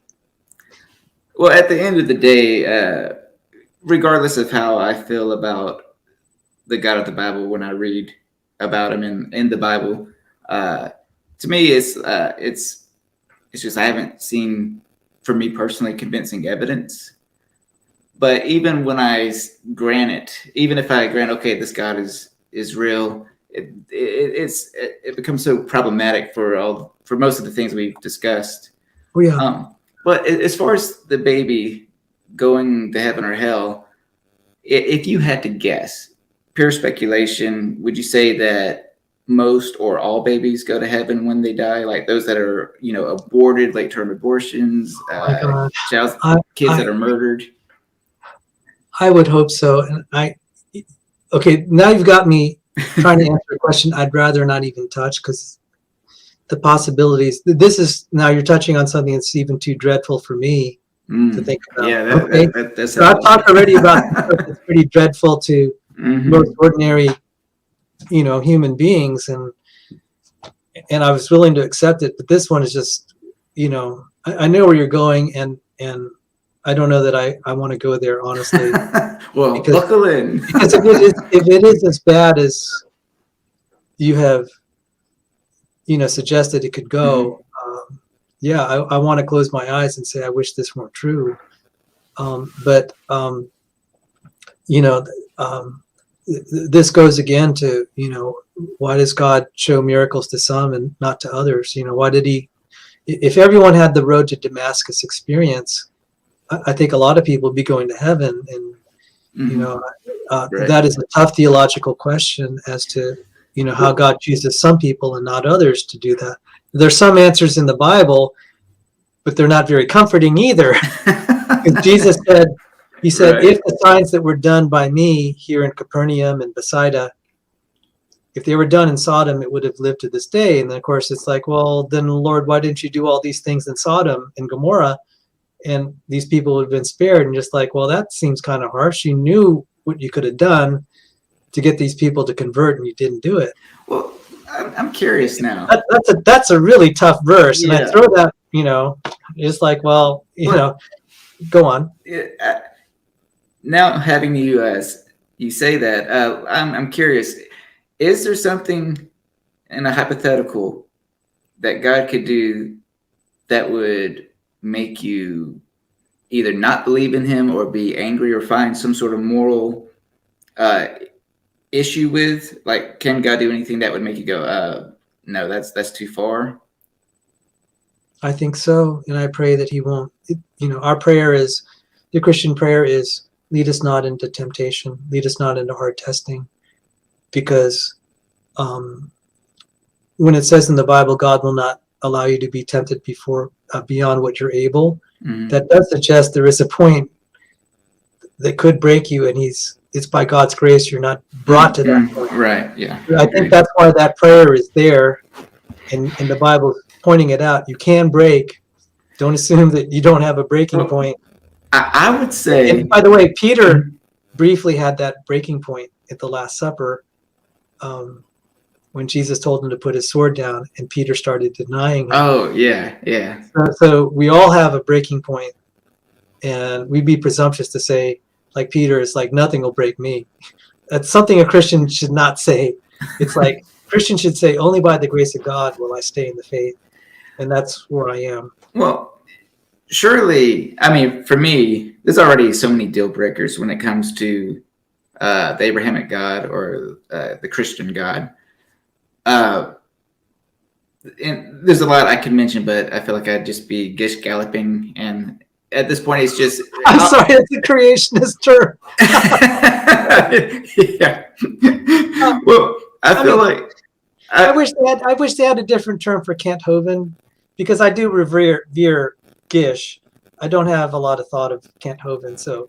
I thought about asking a few questions concerning him, but decided not to, because at the end of the day, who cares about other people? Let's just talk about what matters to you and I in this conversation. But anyway, so would you want there to be a God who, like, if you could make up your own religion and it would be the hardcore truth, and the Christian guy wouldn't exist, you'd be him, would you want there to be a place where people suffer for eternity, especially even babies? No. But that's good. I'm glad you said that. There's some Christians that say, oh yeah, that's fine. I'm just like, I'm kind of horrified to hear that. Yeah. Well, that's good to hear, because I honestly, I wasn't sure which way you would go, because when you read the Bible, you're very matter of fact, and I appreciate it. I'm like Paul. It's like, honestly, okay, they advertised the gospel as good news, but it made Paul weep. Well, the good news of the gospel, to me, you have to have the bad news first, which is, hey, you're going to hell, but here's the good news, you can get out of it. Essentially is what I hear when I think of the gospel. The good news. I read this on my channel a lot. Can you let me just read it verbatim, because I might mess it up? It's a very short verse. Yeah, that's fine. It says, "Straight is the gate and narrow is the way which leadeth unto life, and few find it. For wide is the gate and broad is the road that leads to destruction, and many enter." Mm-hmm. And I'm like, that's not happy news. No, it's not. Especially if that destruction is eternal conscious torment. Yeah, Makes it even worse. I'm just okay. Setting aside, how about just 100 years torment? I'm I sorry. told you about my incident where I got burned, and I can imagine I couldn't even bear that for 1 hour if it were my whole body. So let's just say even 100 years for the sake of argument. Mm-hmm. That's still It's still awful. it's still awful. Almost unimaginable. I mean, And that we're not even talking about like actual hellfire. When the Nazis are torturing, you can only torture someone so much before they die. It's like, okay, I think it could keep a guy around for maybe a year at most if you're really hurting him bad. Right. But let's just say 100 years or 1,000 years. Most people will encounter that. So I'm just going to say, for argument, this is heartbreaking, however you read it. Mm-hmm. And so people will ask, well, so why do you still love the Christian God? Mm-hmm. It says in the Bible, we love him because we love him because he first loved us. And at some level, again, it's just like that character, the trashy romance novel. There's just something about the guy you just love, and you can't explain it. And the way that I can express it is, I can't bear the thought that there isn't the Christian God. And that's just how I feel. If there were a universe without him, I don't think I'd want to be in the universe. But if there was a universe without this God, that would mean that there's no eternal conscious torment on the other side of the tracks. Right. And so, which is enough for me. Yeah, maybe what I describe in my heart is, like as love goes, you can't necessarily explain it in terms of reason. You just know you love something. It's just like when I love a piece of music and everyone else hates it. I love classical music, by the way. Mm-hmm. I can't tell you why. And it's kind of the same with why I love the Lord. I can't tell you exactly why. I can't imagine the world without this God. And I wouldn't want any other God, like, say, the God of the Muslims or the God of the Hindus. This one just resonates in my soul. Well, and just like when I said, when I had my arm broken and I was going through the healing process, I felt something divine. And I said, if this is the same God as the Bible, I don't want him to ever leave me, ever. And I'll take him however he is, however he may be distasteful to some of the things even that I don't like. So kind of sounds like Stockholm syndrome. I'm sorry, that was a cheap shot. Oh, that's all right. That's all right. Well, I mean, you look at some of these guys or girls, and when they're madly in love, the things that they'll just sacrifice. It's like, well, do you know that he's this or that? It's like, I don't know. It doesn't matter. I just want to be with him, or I want to be with her.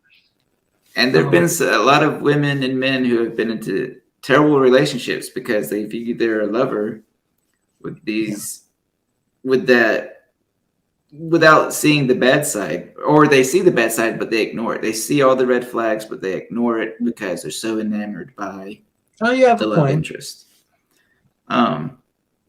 Let's see here. I'm trying to think if there's any other questions that I had. Oh, let me ask you this. And I don't know how much longer you want to go on for. We've been going for. I'm liking this. Okay. I'm liking all the free advertisement from my book.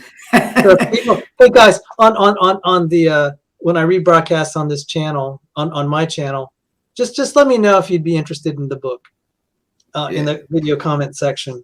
And so this is a way to test market it here. So this is really good. So I'm happy to talk more. Okay, cool. I appreciate that. And I really have enjoyed this conversation.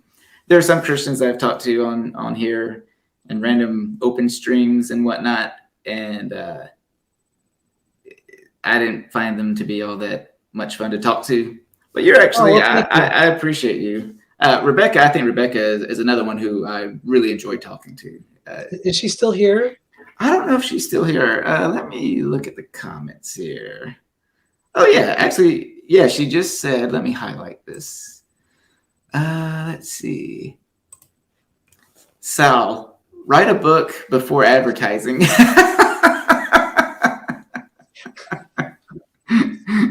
She's been getting on my case. She said, "Have you gotten that second chapter or that third chapter done yet?" You know. Yeah. Yeah. Said, where's chapter 3? But slave driver. Tell you, Rebecca's a slave driver. Well, slavery is another thing we could get into, but I'm not gonna open that kind of worms because I don't care too much about that topic at the moment. But what I am curious is, in your opinion, why doesn't God have the same impact on me as he does you if he's real? Like, you love God, and God has potentially created this path and this desire to you, for him. But why don't I feel that way? Or how come I'm not convinced of this God at all? There is an answer, but it's composed in 2 or 3 parts. So the first part is rather easy. You don't know that for a fact that God has written you off. Well, it's very possible. Okay, but say he has, all right? Mm-hmm. Because he clearly has written off. So let me just phrase it in something nicer. Okay. Let's say he has a path for you, but not other atheists like, Speed. I'm not going to mention their names. We'll just say, a guy named Speed. I'm just kidding. Continue. Oh boy, I have to poke at Speed for that. I'm gonna timestamp this for Speed. No, I'm just kidding. Go ahead. Okay, but there is So let's frame it that way, because you seem like a swell guy, and I'm going to frame it where God has a wonderful plan for you. Okay. Okay. But not for that other guy. Yeah. Okay. Forget that other guy. All right. Forget about it. All right. So, I mean, since you brought up the hypothetical, let's say it's hellbound speed of sound. Okay. Yeah, definitely. Right? So that's just a hypothetical too, but I'm just saying, okay, because I like you more than. All right. So I mean, hellbound speed of sound could be on his way to heaven if he accepts Jesus Christ as Lord and Savior. But until he does that, he's hellbound speed of sound. And let's say like a great album name for like a rock band. Oh yeah, Hellbound speed of sound. Anyway, continue. Oh my goodness. Well, there's that AC/DC song, Highway to Hell. Yeah. That Speed's theme song, I'm sure. Anyways, okay. So speed of sound, if you're listening, you're not hellbound speed of sound if you accept Jesus Christ as Lord and Savior in your life. But until you do, that's who you are. Okay. So, but let's say, going back to the question, why would God pick one and not the other? The Bible isn't explicit for every reason, but it does give reasons and specific instances why he chooses one over the other. Mm-hmm. The first principle is he doesn't do it for the sake of the one he saves or the one he condemns. He makes the choices in some cases based on what's good for God. And like, that seems kind of harsh and just like, yeah, that sounds really bad. Actually. Okay, so let me just read what he has to say. Okay. 1 Corinthians 1. And it says in the Bible, blessed is he who's not offended in my words. Jesus was saying that. Because a lot of things, what you are describing is exactly what Jesus was articulating, that a lot of people will be offended by what is taught in the Bible. And blessed are those who are not offended. And okay, so I'll just read this. So what is one of the criteria, not the only one? So I'm just going to say, I wouldn't generalize this to everything, but he at least describes, God here describes, the Apostle Paul describes a certain situation where God will make the choices. And it says here, for the word of the cross is folly to those who are perishing, but to us who are being saved, it is the power of God. For it is written, I will destroy the wisdom of the wise, and the discernment of the discerning I will thwart. Where is the one who is wise? Where is the scribe? Where is the debater of this age? has not God made foolish the wisdom of the world? And let me just skip here. For consider your calling, brothers.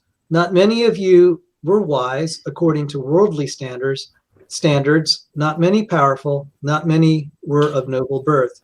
But God chose what is foolish in the world to shame the wise. God chose what is weak in the world to shame the strong. God chose what is low and despised in the world, even things that are not, to bring to nothing things that are, so that no human being might boast in the presence of God. And so one of the criteria is you have the world that has kind of its own worldly wisdom and academia, et cetera, and evolutionary biologists, et cetera. And then you have the despised who are regarded as foolish. And, you know, I was giving Rebecca a hard time. I said, you know, you said it sucks to be a YEC. I said, you fulfilled 1 Corinthians. You are not wise according to worldly standards. God chose what is foolish in the world to shame the wise. And I said, well, congratulations, Rebecca, you've been chosen. Well, do you subscribe to predestination or Calvinism in any sense? Because what you're saying kind of sounds like that. I subscribe. I call it Bible-ism. Right. Yeah. Okay. So what I mean by that is, you know, we have all these isms that people will create words like, you know, the word John Calvin isn't in the Bible. Calvinism is in the Bible, but the word predestination, chosen, election, foreordination. I agree. Jacob I loved, Esau I hated before they were even born. I'm just like, okay, you know, yeah, it's in the Bible. I accept that. You want to characterize it as Calvinism, that's up to you. I don't accept that label. I just call myself a Bible-ist. So that's where I am. Can we reconcile it with free will? I accept free will too. It's not as forcefully stated explicitly as these like predestination, but I think that for people to be, you know, found guilty in the final day, they would have at least had to have free will to be accountable. So how I reconcile that, I don't. Okay, that's where I was gonna go. I don't reconcile that. Now, there's another passage. Let me see if I could find this.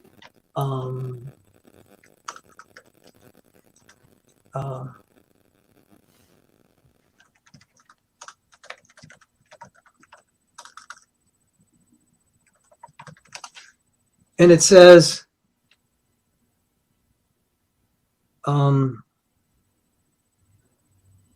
I think it's 1 Timothy chapter 1. Let me look. Oh, there is a verse where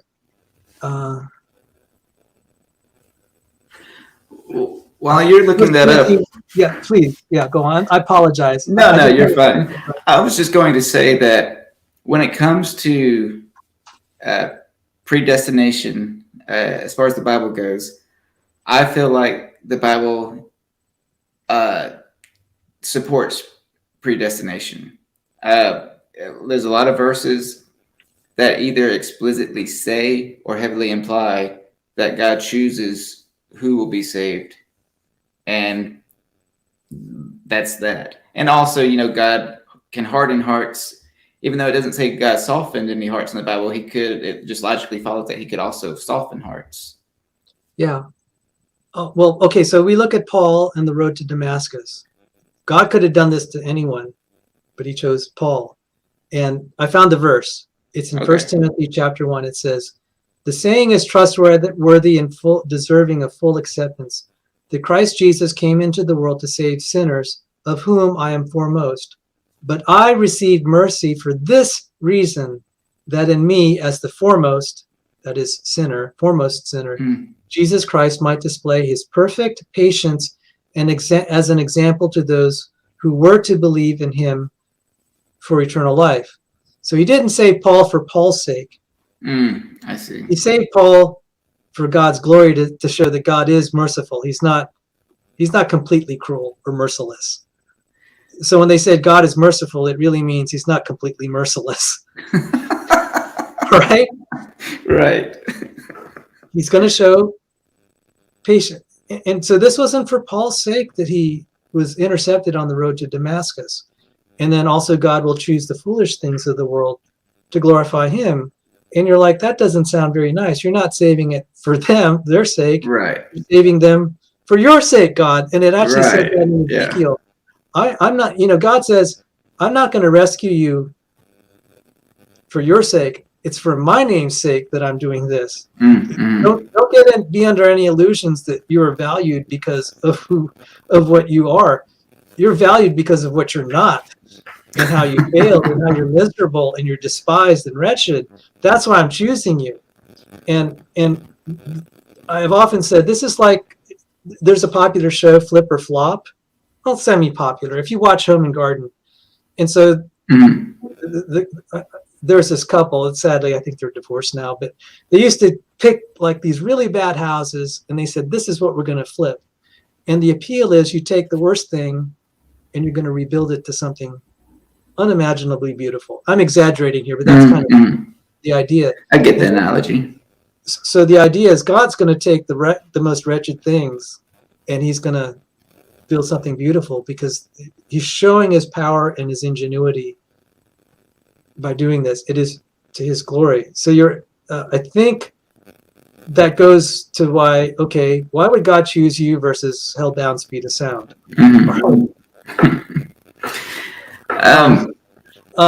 So if I did become a Christian,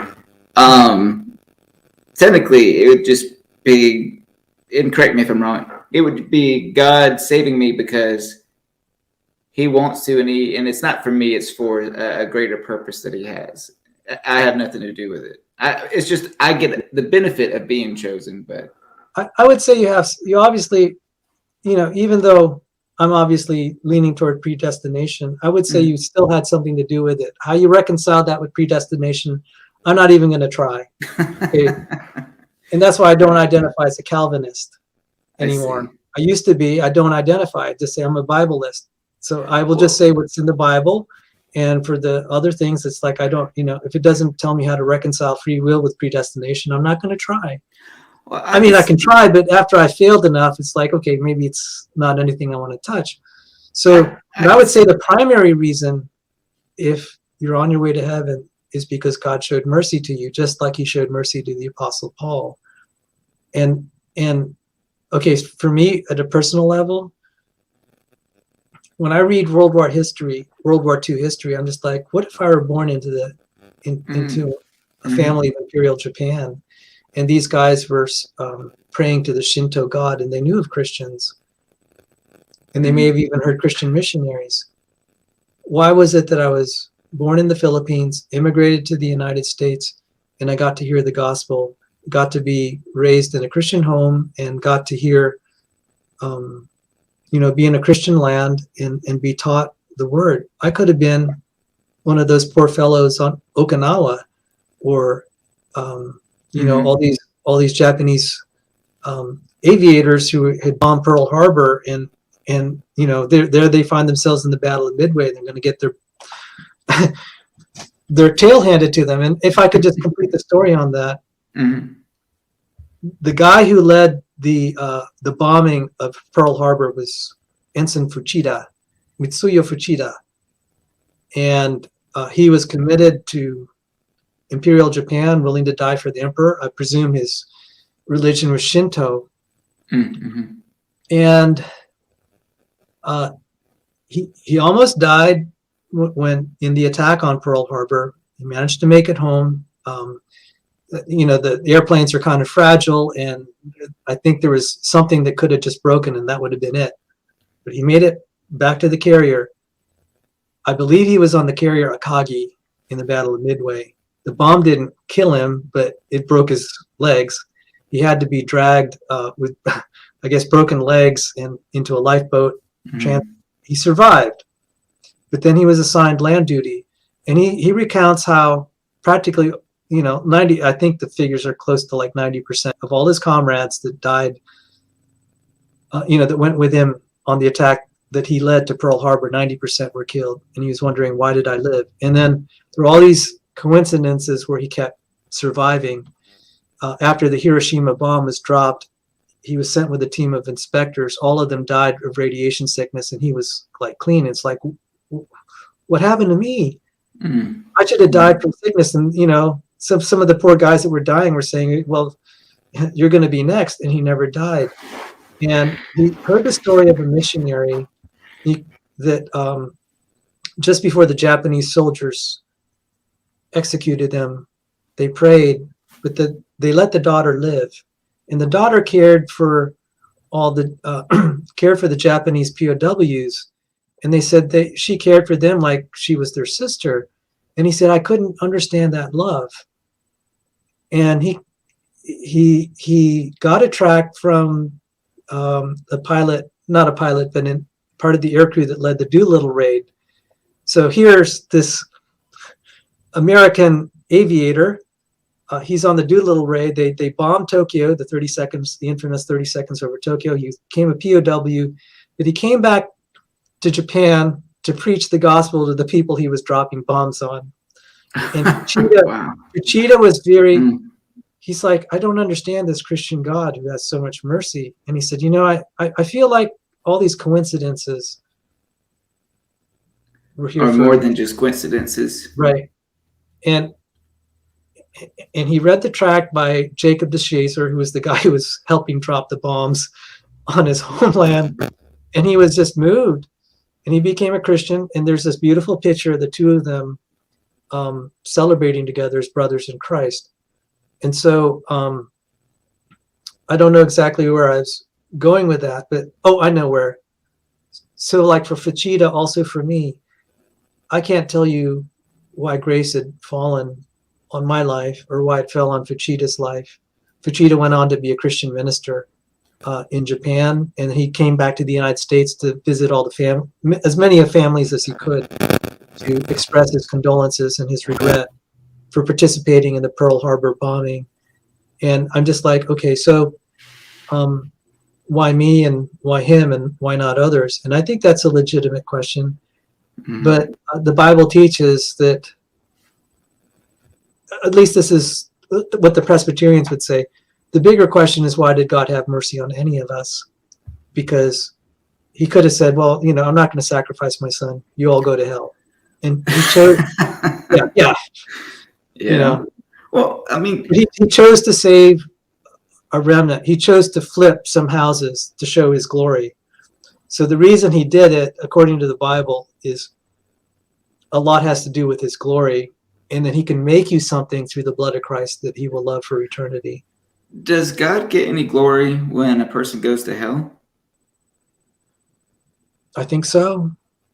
Just like vanquishing your opponents.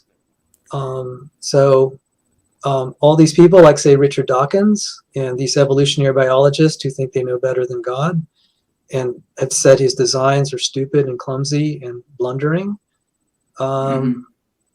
he's going to show them and say, hey, I only let you think you're smart just so I could punish you. And I'm like, well, that's not very nice.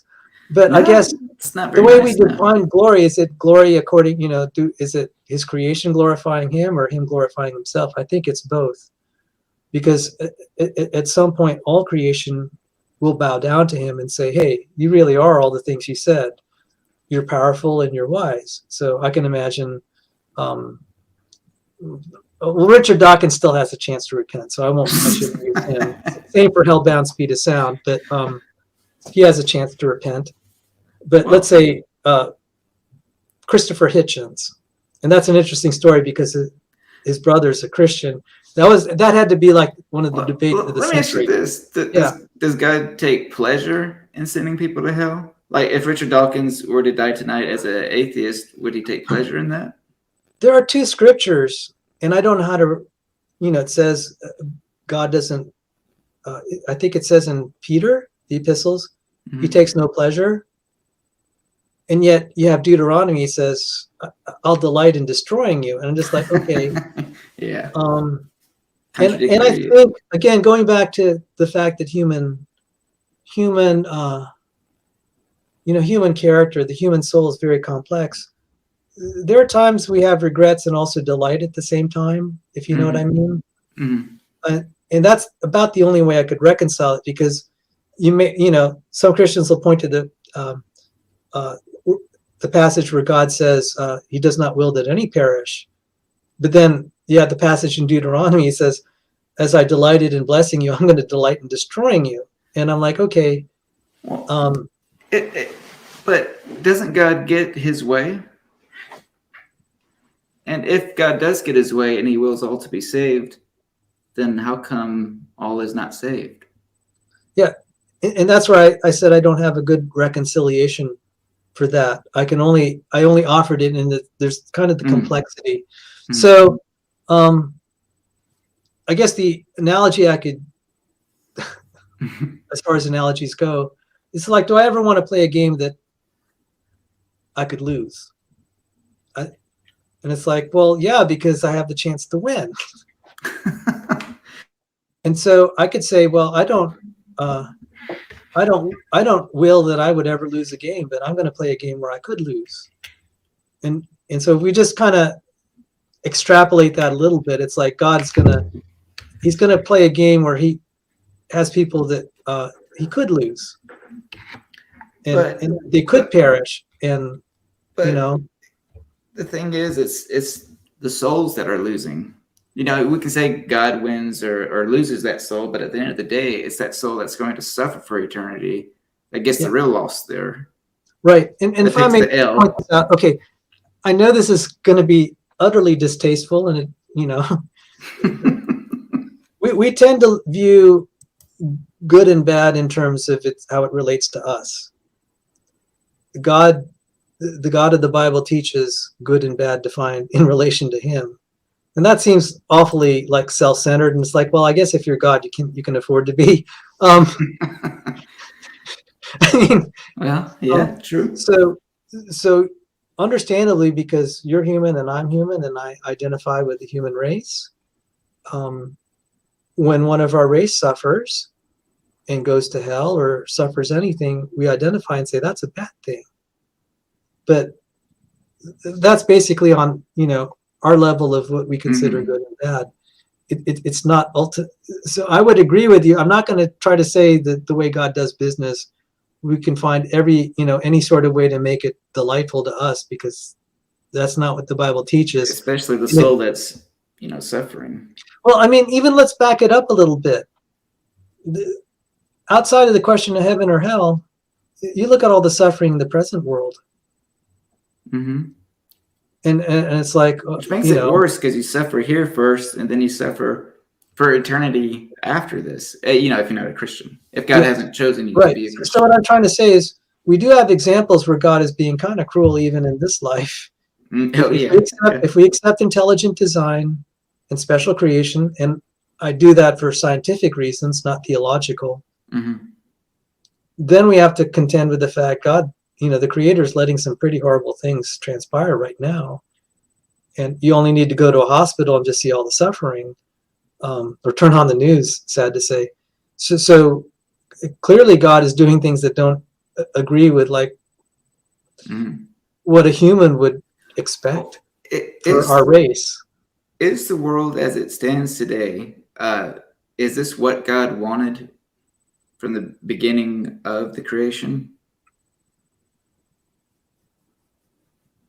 I think it's mixed. Just like I said, would I play a game that I could lose? And the thing about I would say this: it is, if I had to, and again, this is a personal opinion. Meaning, when I say it's a personal opinion, it's like, okay, I can't. If I could cite a clear Bible verse, I'll do that first. Right. No, beyond that, I'm having to extrapolate and interpolate. Yeah, I get that. But I would say that this is the story he wanted. Just like Snow White, where the evil queen is explained because of Snow White's resurrection. That's why the evil queen was in the story. Well, when you compare, God playing a game, I'm not saying that you're saying God is necessarily playing a game, but you do use that analogy a fair bit. When I play a game that I can lose at, the only one it affects is me. I'm not gambling with the lives of other people, especially their eternal destination when I play a game. So it does make God sound even more cruel than what I find in the Bible. Yeah. when you say, well, it's kind of like playing a game, I think it just doesn't sound good. Okay, let me just go to that verse in Revelation chapter 6. Maybe I'll just read it. Oh, I don't mean to be totally irreverent. No, you're fine. James Earl Jones reads the New Testament. I sped up his reading and then lowered the pitch, and so he sounds like Darth Vader. Yeah. And I actually aired this on my channel, and I said, okay, I didn't mean to be irreverent, but there's something kind of like, this almost fits the mood of reading the book of Revelation, when he's speaking with that. Yeah. I get that. And I was surprised. People said, wow, Sal, that was great. Like, okay, I can make more of those. So, free advertisement. Feel free to look. It was the episode on the end of the world when I talked with S.J. Thomason. And it says here,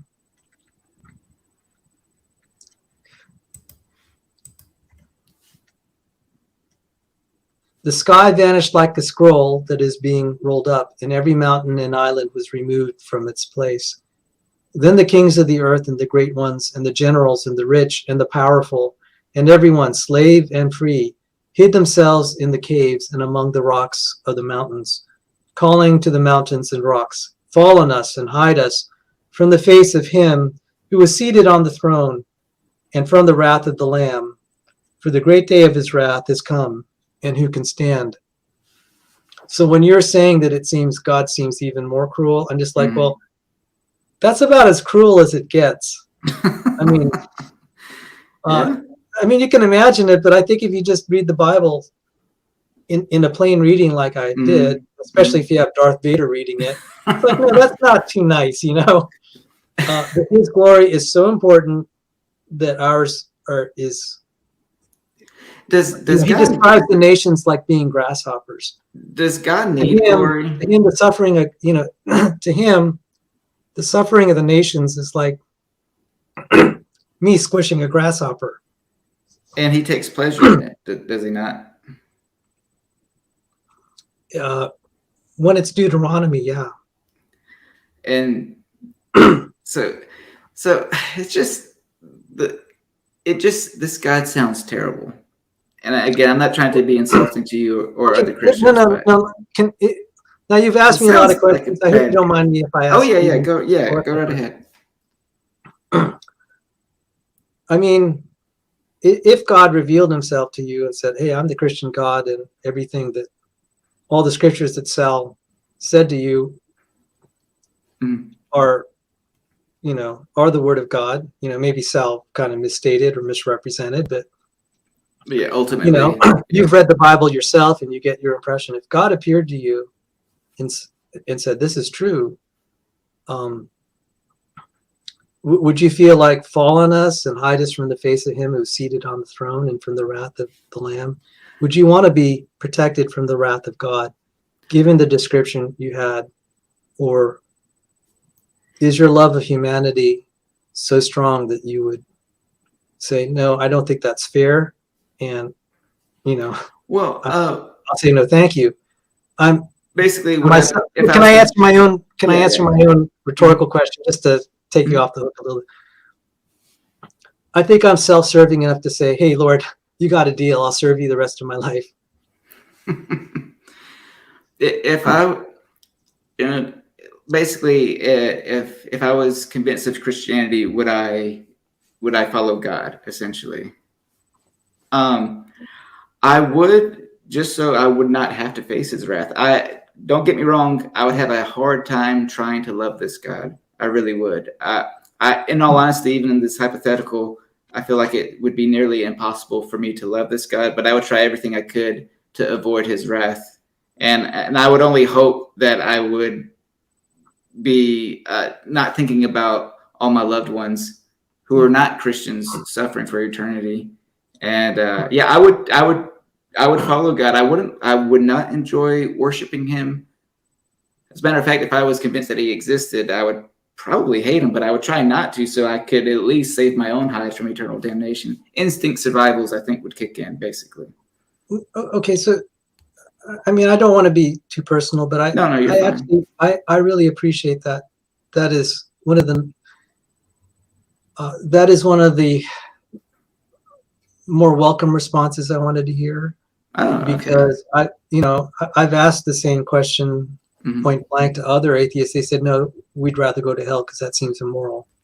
Well, And I'm like, okay, yeah. Whenever I hear my fellow atheists say I'd rather go to hell, me, I was so traumatized with hell as a kid, with the idea of burning forever or suffering forever, whatever that suffering is, that there's, I wouldn't care. It's like, would you rather be saved by, a serial killer and him not kill you, or would you rather say, nah, I hate you, serial killer, and then he still kills you? Like, I would rather just wage on the side that benefits me, and but that's kind of how I see it. there's, if I may point out, there's a hidden assumption there that we have to be very careful about. That when someone says they'd rather go to hell than serve the Christian God, they're putting themselves in the position of being morally superior. Just on a logical, just kind of what we call kind of just a logical, if you're trying to be just kind of just purely philosophical like Danny about this. Sorry, I had to highlight this for a minute. Okay, sorry. Oh, that's quite all right. Yeah, thank you. So who then is the standard for what's ultimately good? Is it our intuitions, or is it the creator of the universe? And by way of analogy, it's not, I'm sure that there are like cockroaches in my, occasionally, not many, not anymore. Right. That I think the babysitter some years ago was bringing. Oh, no. She had it in her purse or whatever. Oh, my God.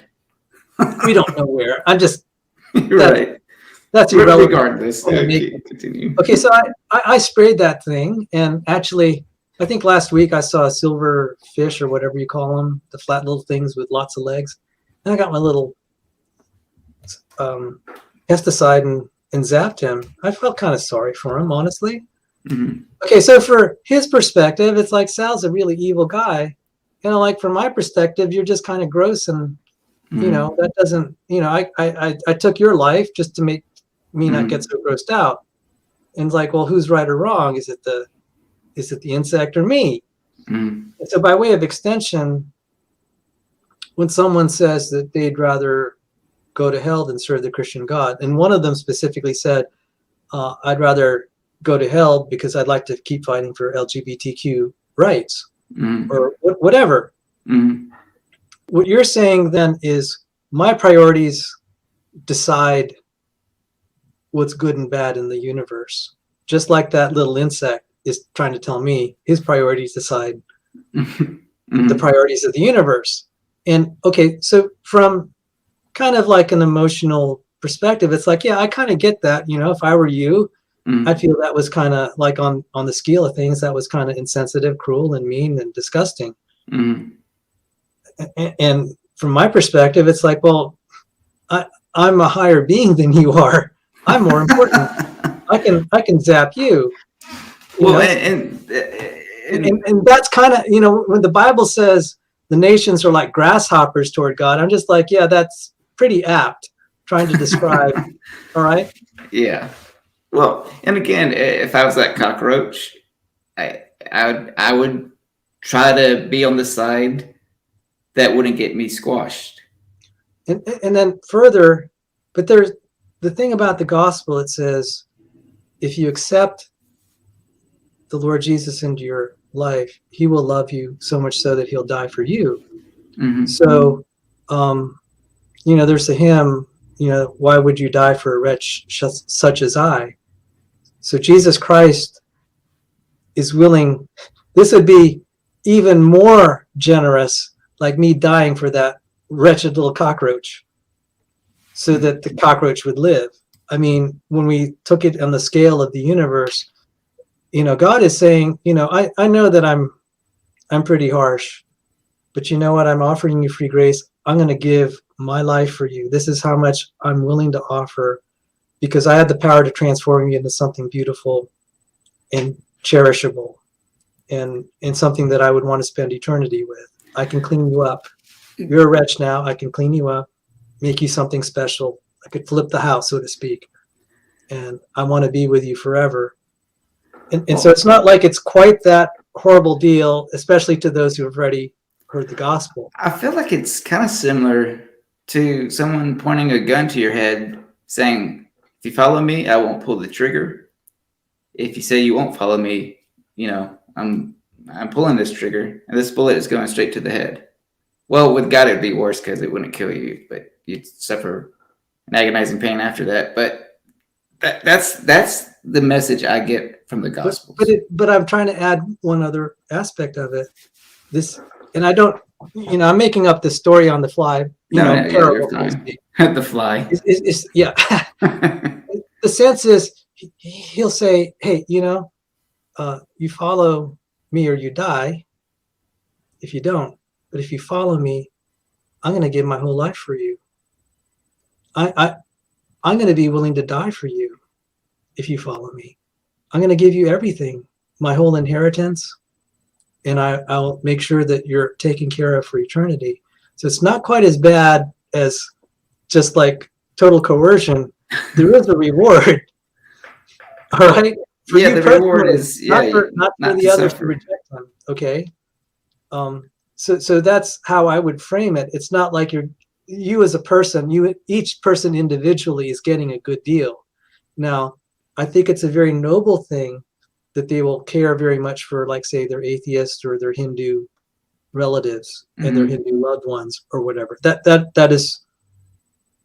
totally a good thing that they would lament that. And Paul, the Apostle Paul, lamented that for his Jewish brothers who rejected Jesus Christ. But I'm just trying to say the Christian message is not quite as one-sided as I seem to understand it. A monster being that callous. He's callous in the sense, he's going to be pretty cruel to his enemies, but to those that repent, he's offering everything. He's building mansions for you. He's going to guarantee you don't have a tear anymore. And so what do you have to have in exchange for that? God says you cannot love your wife, you cannot love your children, you cannot love your parents, you cannot love anyone more than you love me. And so yes, what that tells me is you will have love. That's a good thing you love your wife. That teaches that in the Bible. It's a good thing you love your children and your parents. That's almost just like assumed. But you can't love them more than you love God. And that's the deal. But so what I'm saying is your sentiments and your compassion for humanity, that's okay. God's cool with that. What he's not cool with is if you say, okay, they're more important than your love for him. And that's when people are asked, especially like say in Muslim lands or Hindu lands, where they do have that situation that you're describing with relatives going to hell, people that they cared for and revered. God's message for them is, okay, if you accept me as your Lord and Savior, you must love the Lord your God with all your heart, mind, soul, and strength. Let me ask you this. That's the law. That's the way I try to share the. By the way, I think I've shared the gospel more with you than I've done in my 2 years on my channel. Because I nerd out. I don't know if I like that or not. Because you ask all these questions. This is the first time I've actually shared the gospel. Okay, I got you. In kind of like just all these details. Yeah.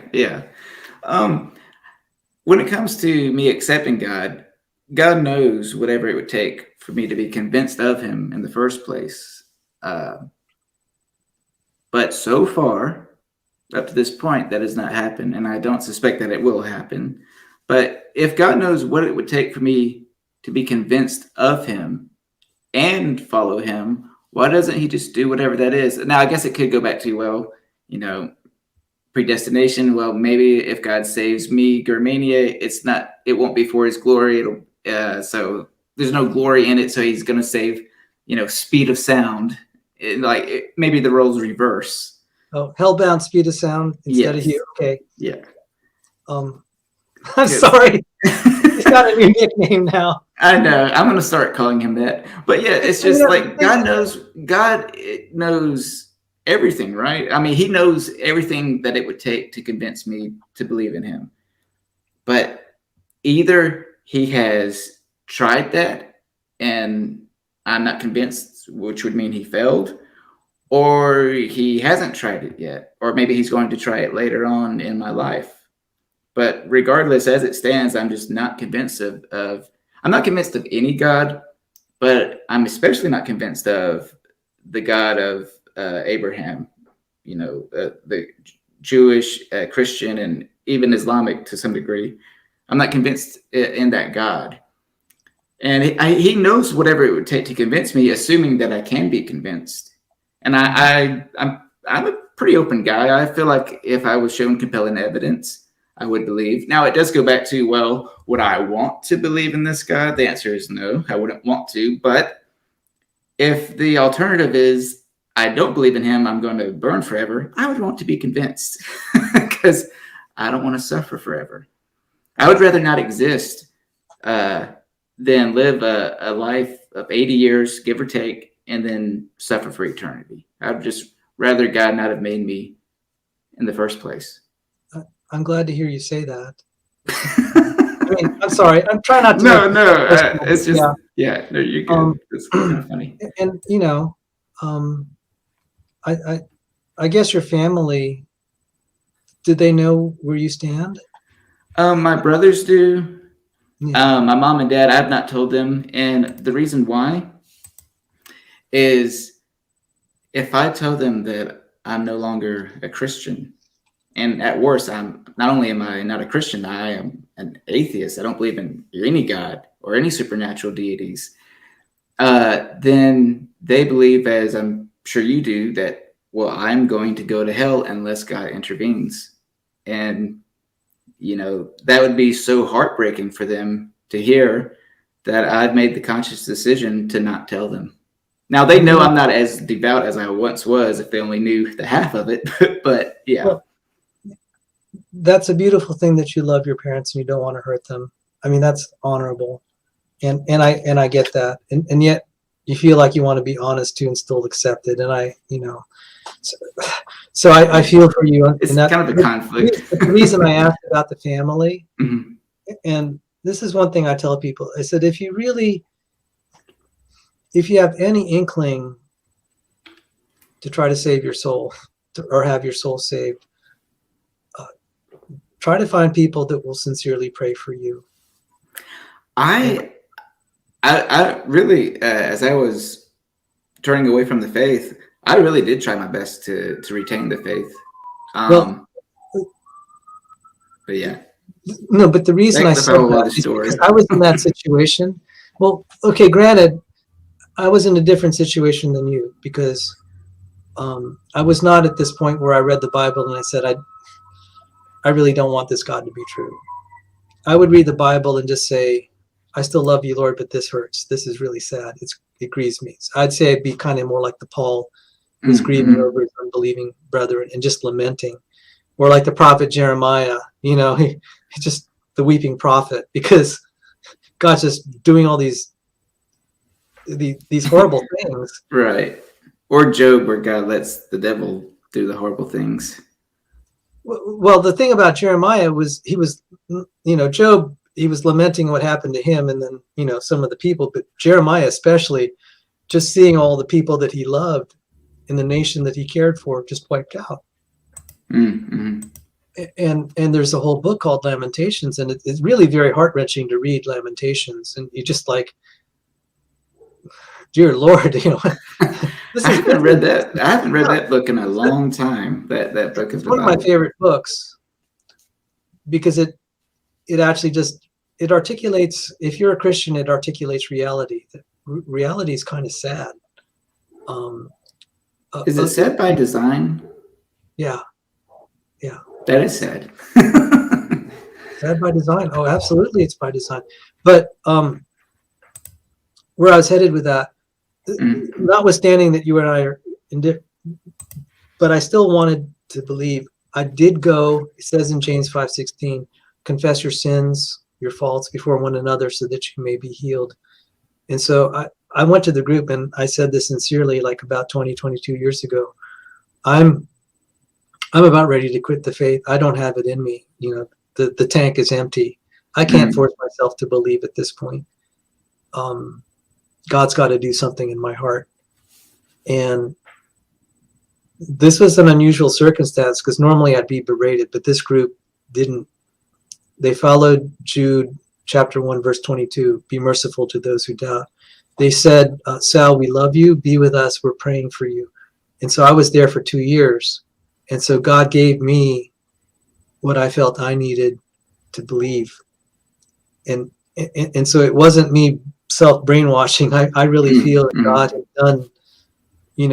had done something in my heart, got me acquainted with the intelligent design movement, studied the problems of the abiogenesis.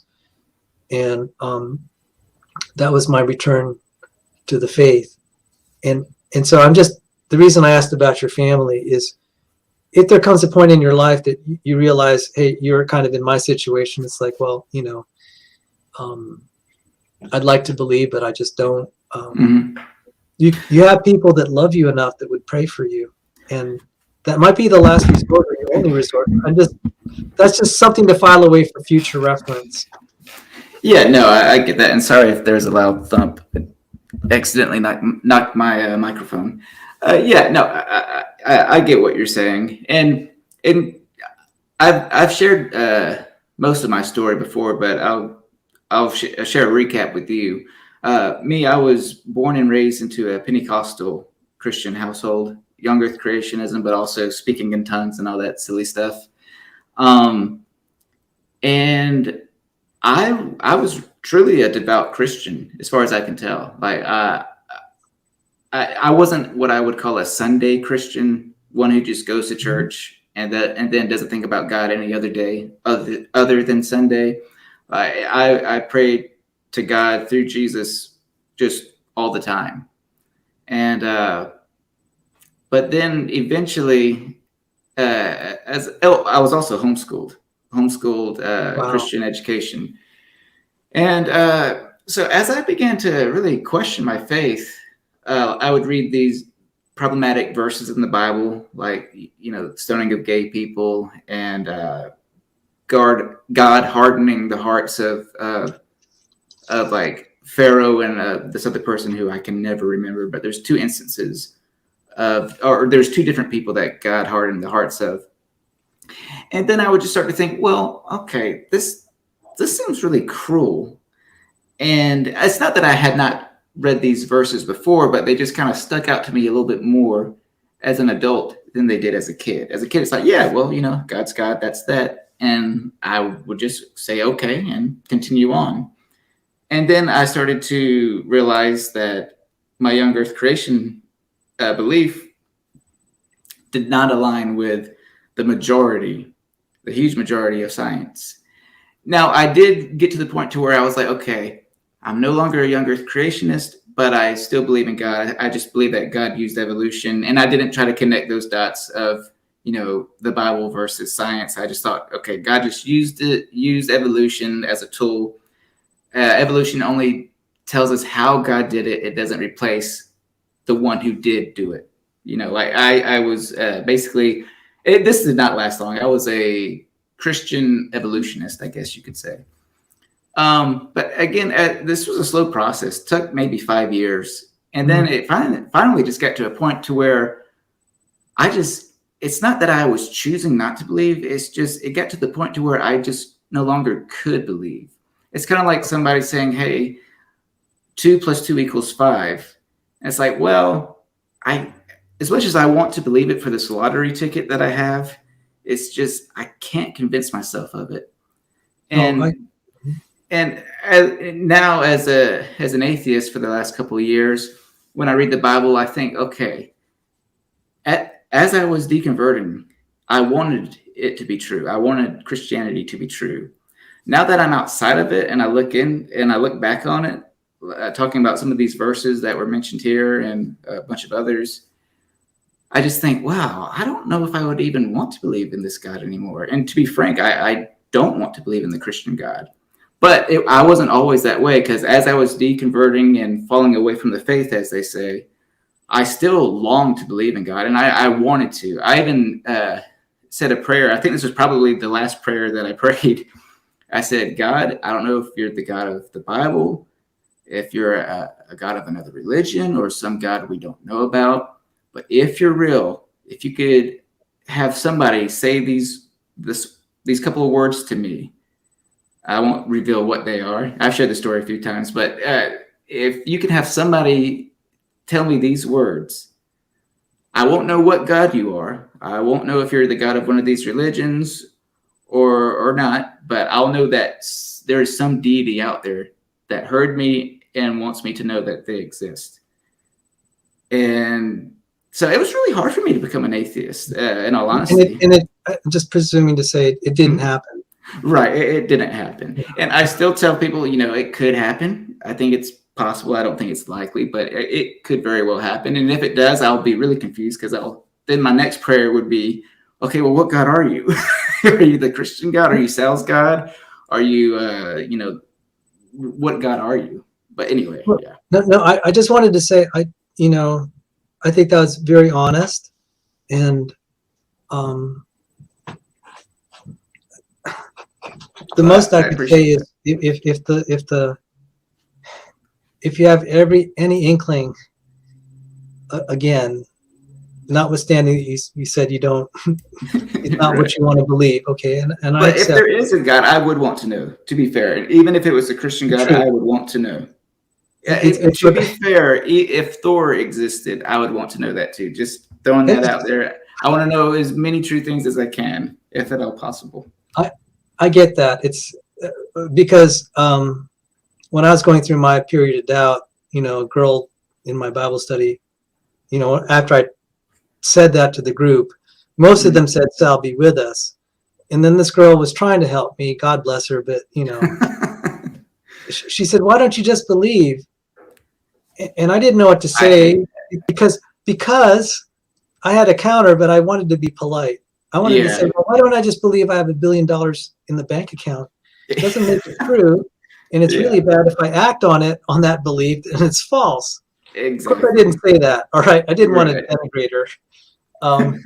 Because she seemed like she was well-meaning. Well, and I've had Christians say that. Well, girl, why don't you just believe? And like you said, this is what I tell everybody. As far as I can tell, I cannot choose what to believe.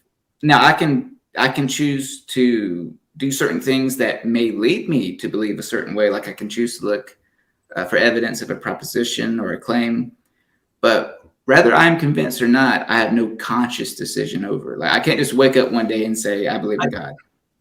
And I think that's the most, I wish more Christians would say that. I honestly do. Because if your belief is based on how well you can brainwash yourself, that's not right. Yes, exactly. Independent of Christianity, I was just reading about the Cultural Revolution in China under Mao Zedong, and there's this whole thing about mangoes and the worship of Mao Zedong, and people they're building a religion just like they do for Kim Jong-un. The state manipulated people, and people were complicit in letting themselves get brainwashed. And so what that told me is something that's so obviously false can be believed if it is socialized into them. Right. And that is the model of the church. So that's why in some respects, when I meet Christians that have come from a different background and have converted, I'm like, I actually trust that more, because you had to unwind all of your I see. cultural influence. Yeah. And to some extent, that's, for my young earth creationism, it wasn't what I was brought up in.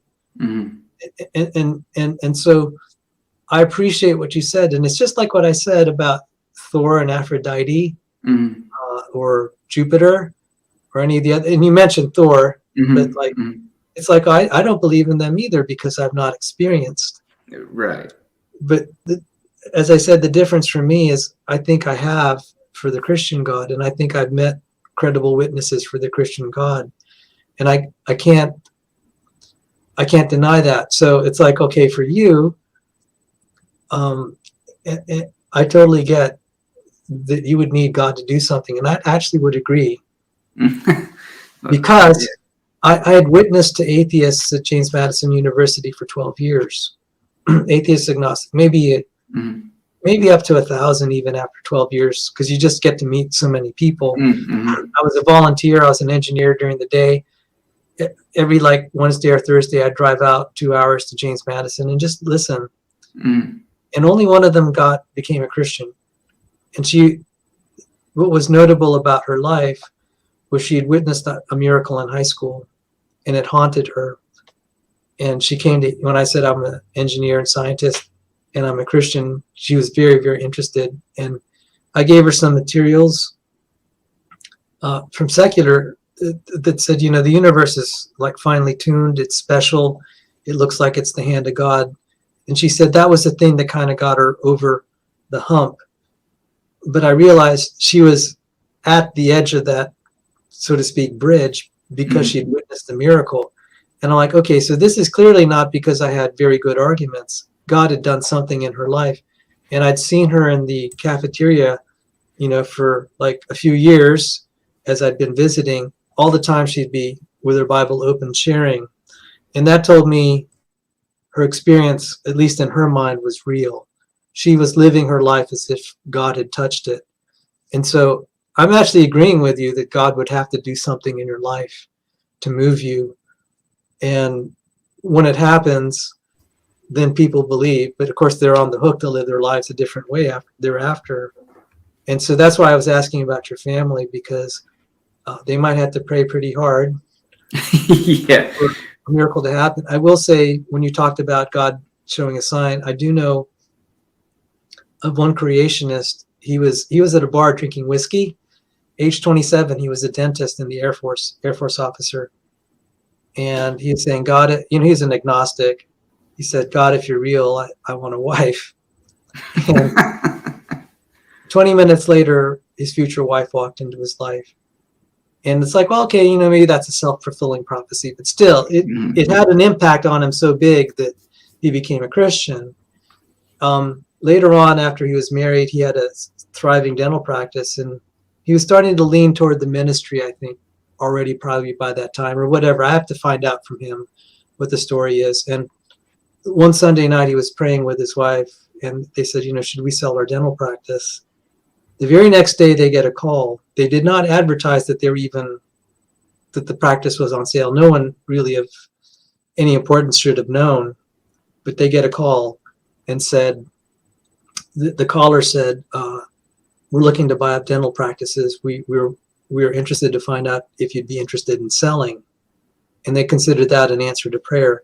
And I've met enough Christians that have had miracles on that level or higher, like someone being healed of cancer. Recently, an elder in my church, he had his neck broken and he's paralyzed from the neck down. And I thought the prospects were just so bad.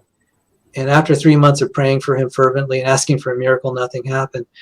2 years later, June 30th of last year, I see him at a congregational meeting, and just like I thought I was seeing things. I asked around, and they said, yeah, he's walking. He can drive. And so I'm just saying, if you're curious, if not you specifically, but if the audience is curious, after what I've studied in biology and what I think that abiogenesis has to be a miracle, and plus eukaryotic evolution, and then I hear testimonies like that, and then plus the healings that my mom had experienced, plus I'd seen a vision myself. It's like, yeah, it's a little harder for me to run away. And I think to myself, okay, so God may not work miracles for other people. The only thing I could be responsible for then is that I live my life as if I'd really seen those miracles and was persuaded of it. That's about all that I can do. That's all that I could do to come on the show and kind of share that. But if you want a miracle in your life, I would encourage you not to just pray to God yourself, but invite other people to pray fervently for you. And you have to really mean it, that you want them to pray for you. Because I think when sometimes someone comes up and the Christian says, "I'll pray for you," half the time I don't think that the Christians are that sincere.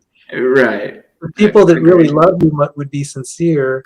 Yeah. And if you're sincere to say, "Hey, if there's a risk I'm going to burn in hell, please pray for me that God will do something in my life." Right. Yeah. Well, when it comes to miracles and supernatural occurrences, like for example, if somebody says, I was diagnosed with cancer that was incurable, and I prayed and I got healed, I don't necessarily automatically assume that the person is lying to me. I just think there could be a couple things there. Maybe they were misdiagnosed.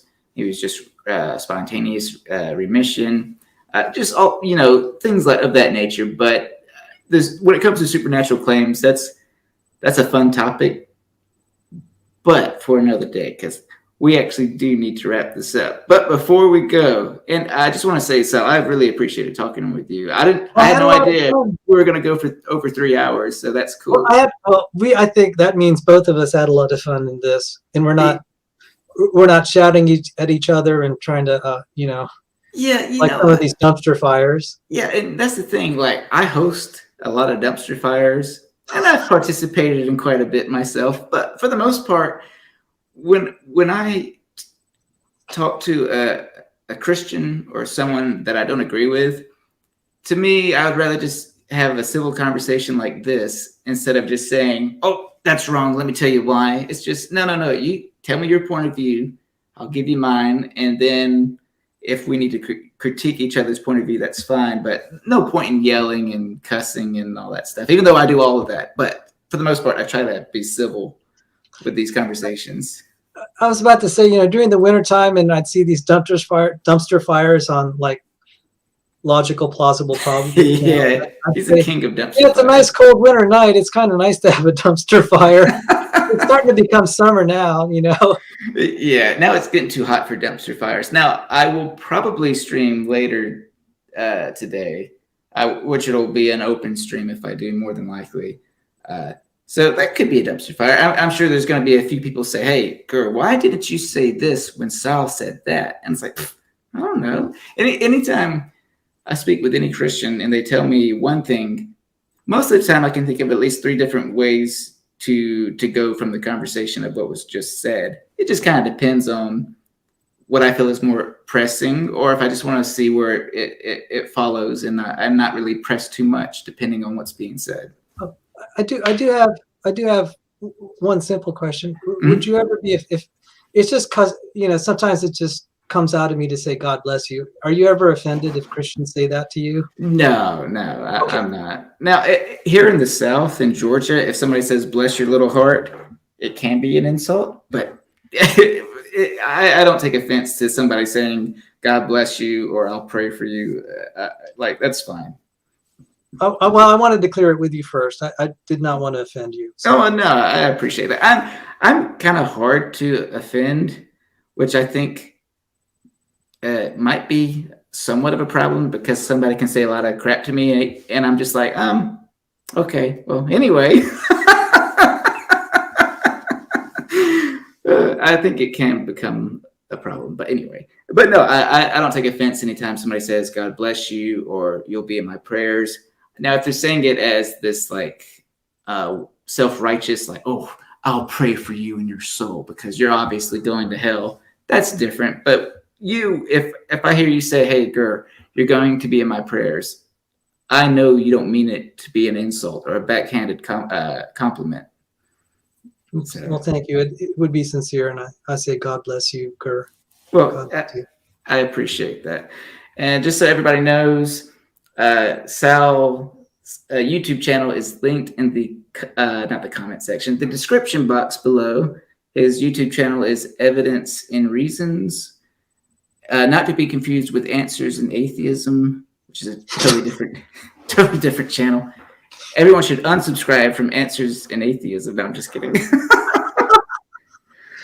Well, by the way, we're going to have a series on my show because, my background in physics. I've gotten a hold of the top young earth creationist who's top expert in general and special relativity.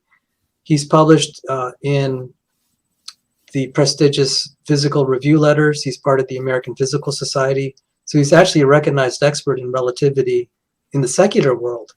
And he and I are doing a series to teach relativity and actually refute our competing young Earth hypotheses. So you might wonder, why are we trying to shoot down young Earth hypotheses? It's like, well, because maybe ours we think is better. So, but it would be a great opportunity to learn if you're curious about learning special and general relativity, you know, kind of from the high school to college to graduate level. We're planning on a series of this. And Dr. Dennis has generously thought about showing up even on my channel to talk about a few things. So I like having things like that on my channel just to kind of calm things down, so we're not always trying to get into each other's faces. Yeah. So to speak. I feel I can give something that I think every now and then I want to have a show that everyone can walk away and say, hey, I got something better. I got something I didn't have before, and this was good. And so this is our general relativity, general and special relativity shows coming up. Okay, I'll definitely be on the lookout. Depending on if I find it intriguing enough, I'll definitely listen. Because I can find some topics that are so boring, but it's explained in a intriguing way, and it's like, okay, well, I'll listen to this. We'll try to make it interesting. Sometimes it ends up being torturous, but you know, I do my best. Well, yeah, no, I'm sure you do. I'll have to check. I'm subscribed to your channel. Every now and then I'll peek in just to see what's being said, and then I'll bounce. But I'm that way with everybody's streams. People that I like, I'll go check out what they're saying for a minute, and then I'll say, okay, on to the next one, and then I'll go to the next stream. But anyways, Sal, it's been a pleasure. To the chat, thank you all for tuning in, listening, and engaging in the side chat. I may or may not be streaming later today, but yeah, if you appreciate Sal or you liked anything he had to say, check out his link in the description box, and take care.